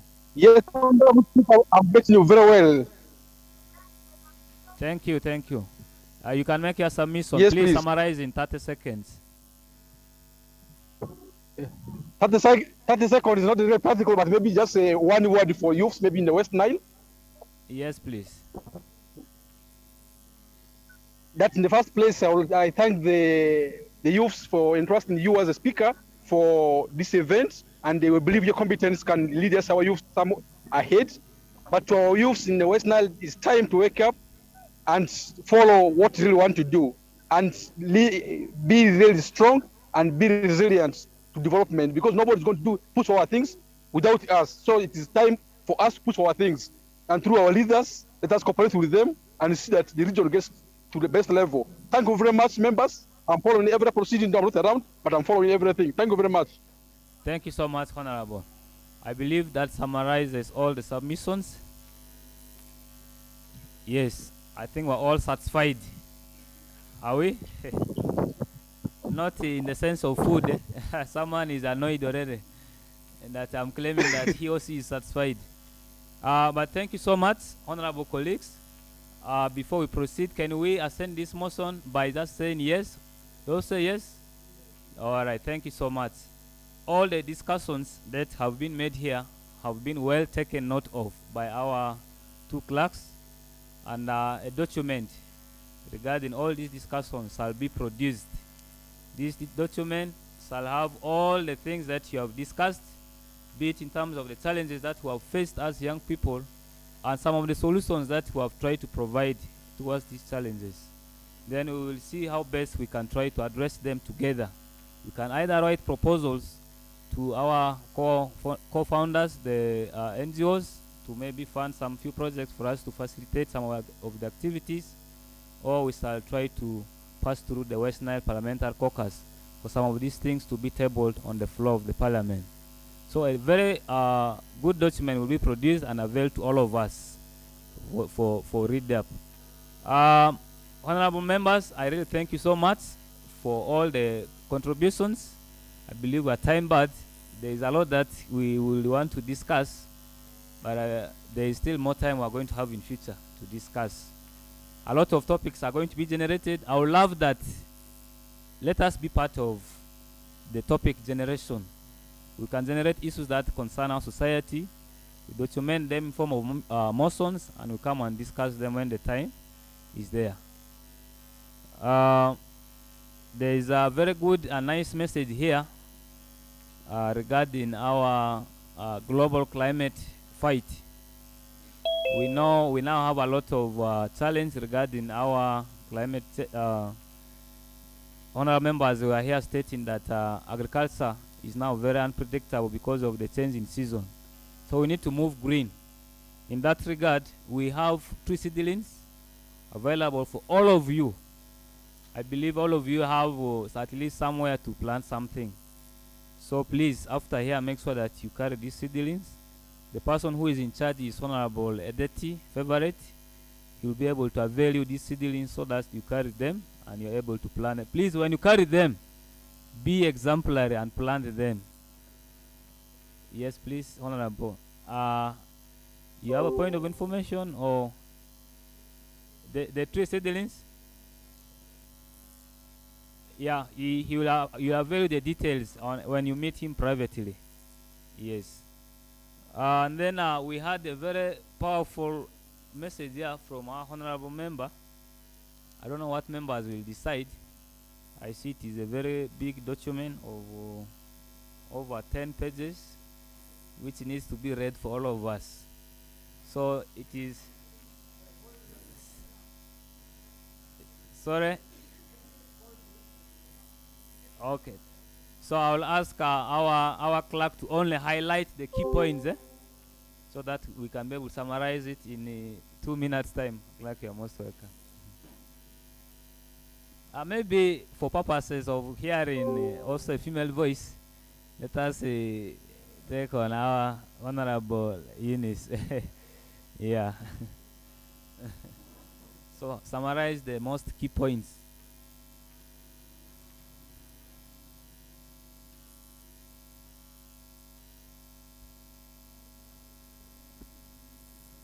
The document is really huge.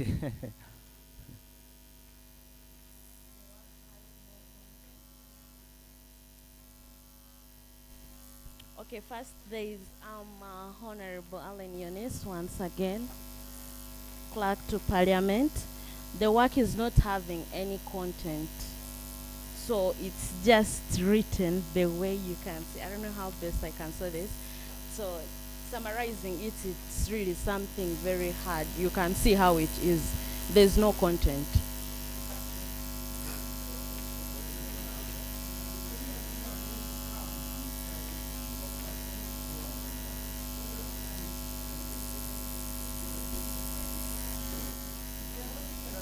Thank you.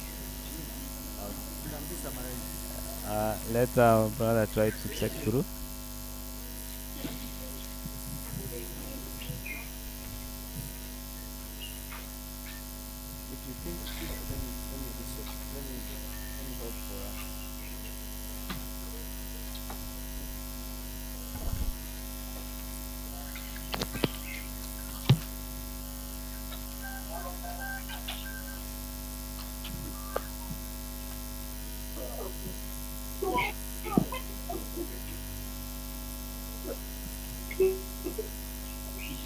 So, this document particularly talks about the different opportunities that young people can actually use.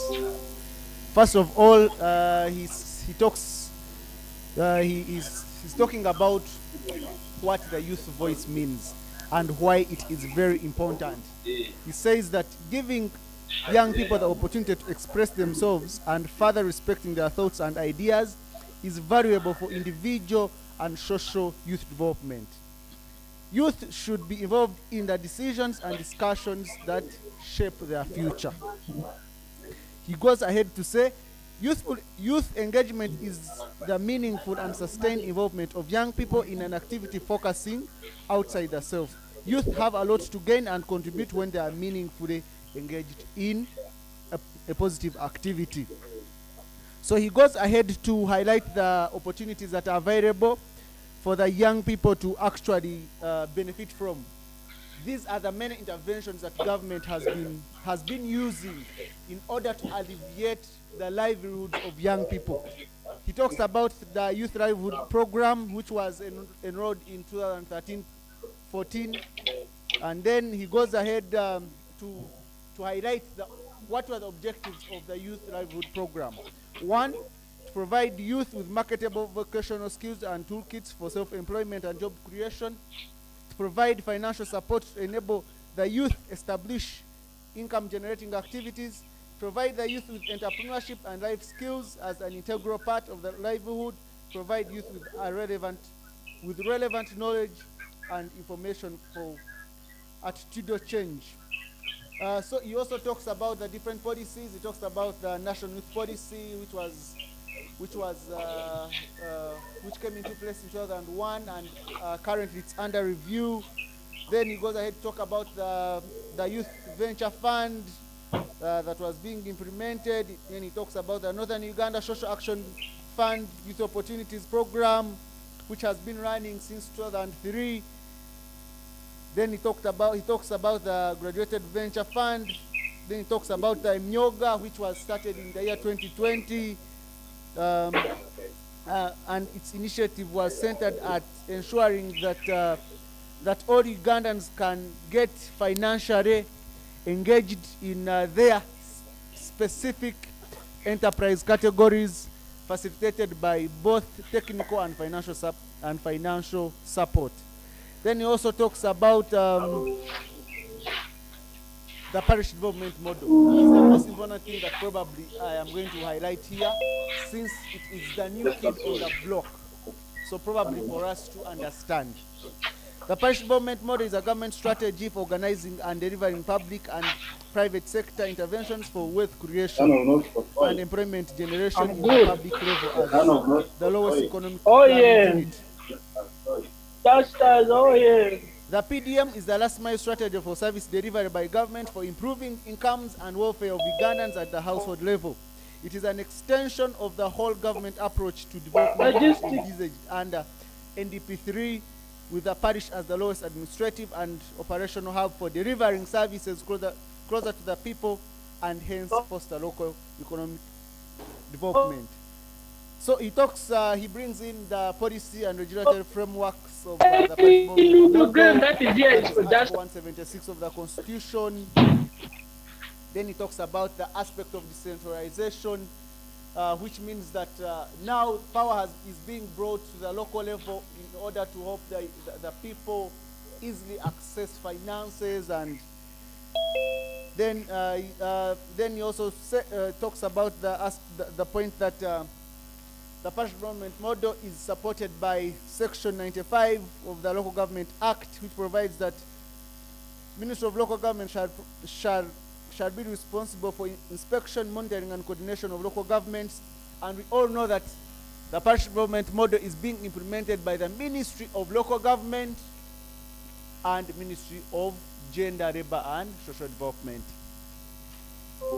Pillars of the PDM: production, storage, processing, and marketing, infrastructure and economic services, financial inclusion, social services, mindset change, parish-based management information system, and governance and administration.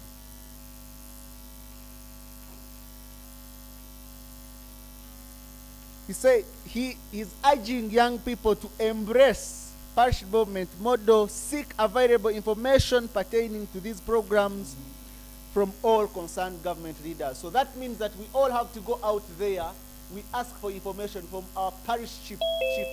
We ask for information from our sub-county chiefs, RDCs, all these leaders that we have in our communities, if we are to benefit from the parish development model.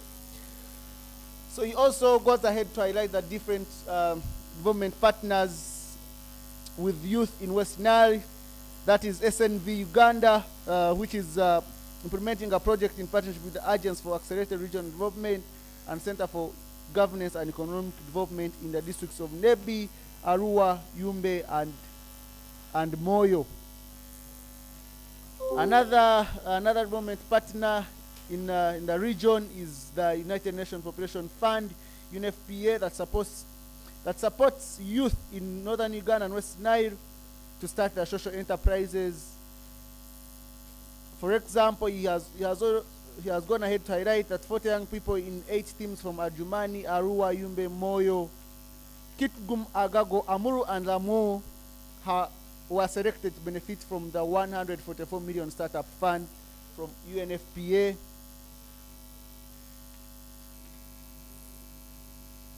And it goes ahead to say that these teams have received funding, business training, and mentorship. So this means that we all need to look at the different government partners in the region such that we can benefit from the different programs and projects that they are implementing. SNV, UNFPA, so that we can be able to get the skilling and every other thing. Most importantly, he speaks against corruption. In most government youth interventions aimed at helping people, especially the youth, local government officials have been pinned for corruption-related tendencies, something that has always derailed the progress of programs and failing on the intended programs. This calls for joint efforts to defeat the vice and ensure that youth benefit from all programs. As MP for Arua Central Division, I have personally initiated a women and youth program with the initial capital of 200 million, which was meant to buy my parliament car. I have done as pledged during my campaigns in 2020, 2021. The youth center is to have a washing bay, a tailoring and driving school, fabrication center, and hairdressing, among others. He used his 200 million that was meant for his car to establish a women and youth program with the initial capital of 200 million, where it is going to have a washing bay, tailoring and driving schools, fabrication center, and hair dressing. I take this opportunity to thank the organizer of the Youth Nile Regional Youth Parliament and encourage youth always engage our ordinary youth on mindset change so as to help them refocus and be useful to the communities and transform their lives. Thank you very much.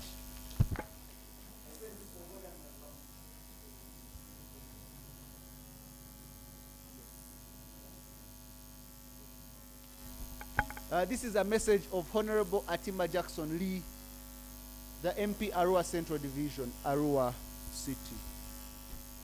Thank you so much, our brother, for reading out that very, very clearly. I think on top of that, Honorable Dr. Yassin will scan this document page by page and avail it on our platform so that you can be able to read it further. Yeah, thank you so much, honorable members, for the time that we have had. I think the time has been resourcefully used. We have had a lot of discussions, and we believe these discussions will be able to yield delightful fruits. Let us keep cooperating and working together so that we're able to realize the kind of West Nile we want. Thank you so much. At this point, allow me to adjourn this debate till further discussion. Thank you.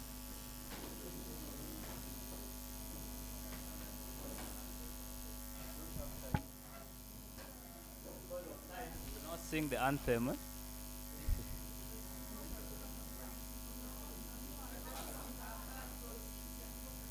Okay. Please lead us through the anthem.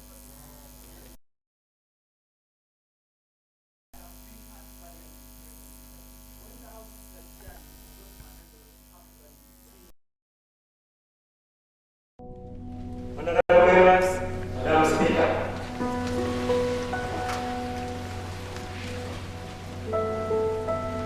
The theme of the International Youth Day, transforming education. We believe that in line with SDG 4, African governments should commit to continuous improvement in the quality of public education at all levels. Put in place an education policy that harmonizes education management and the interaction of stakeholders.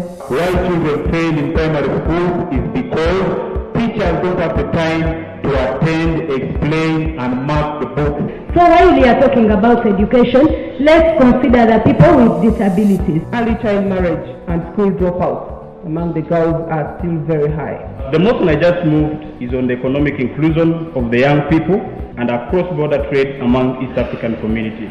We are talking about cross-border issues. Tanzania, we are the notice for South Sudan last week they have ordered them to have free visa. We don't know this.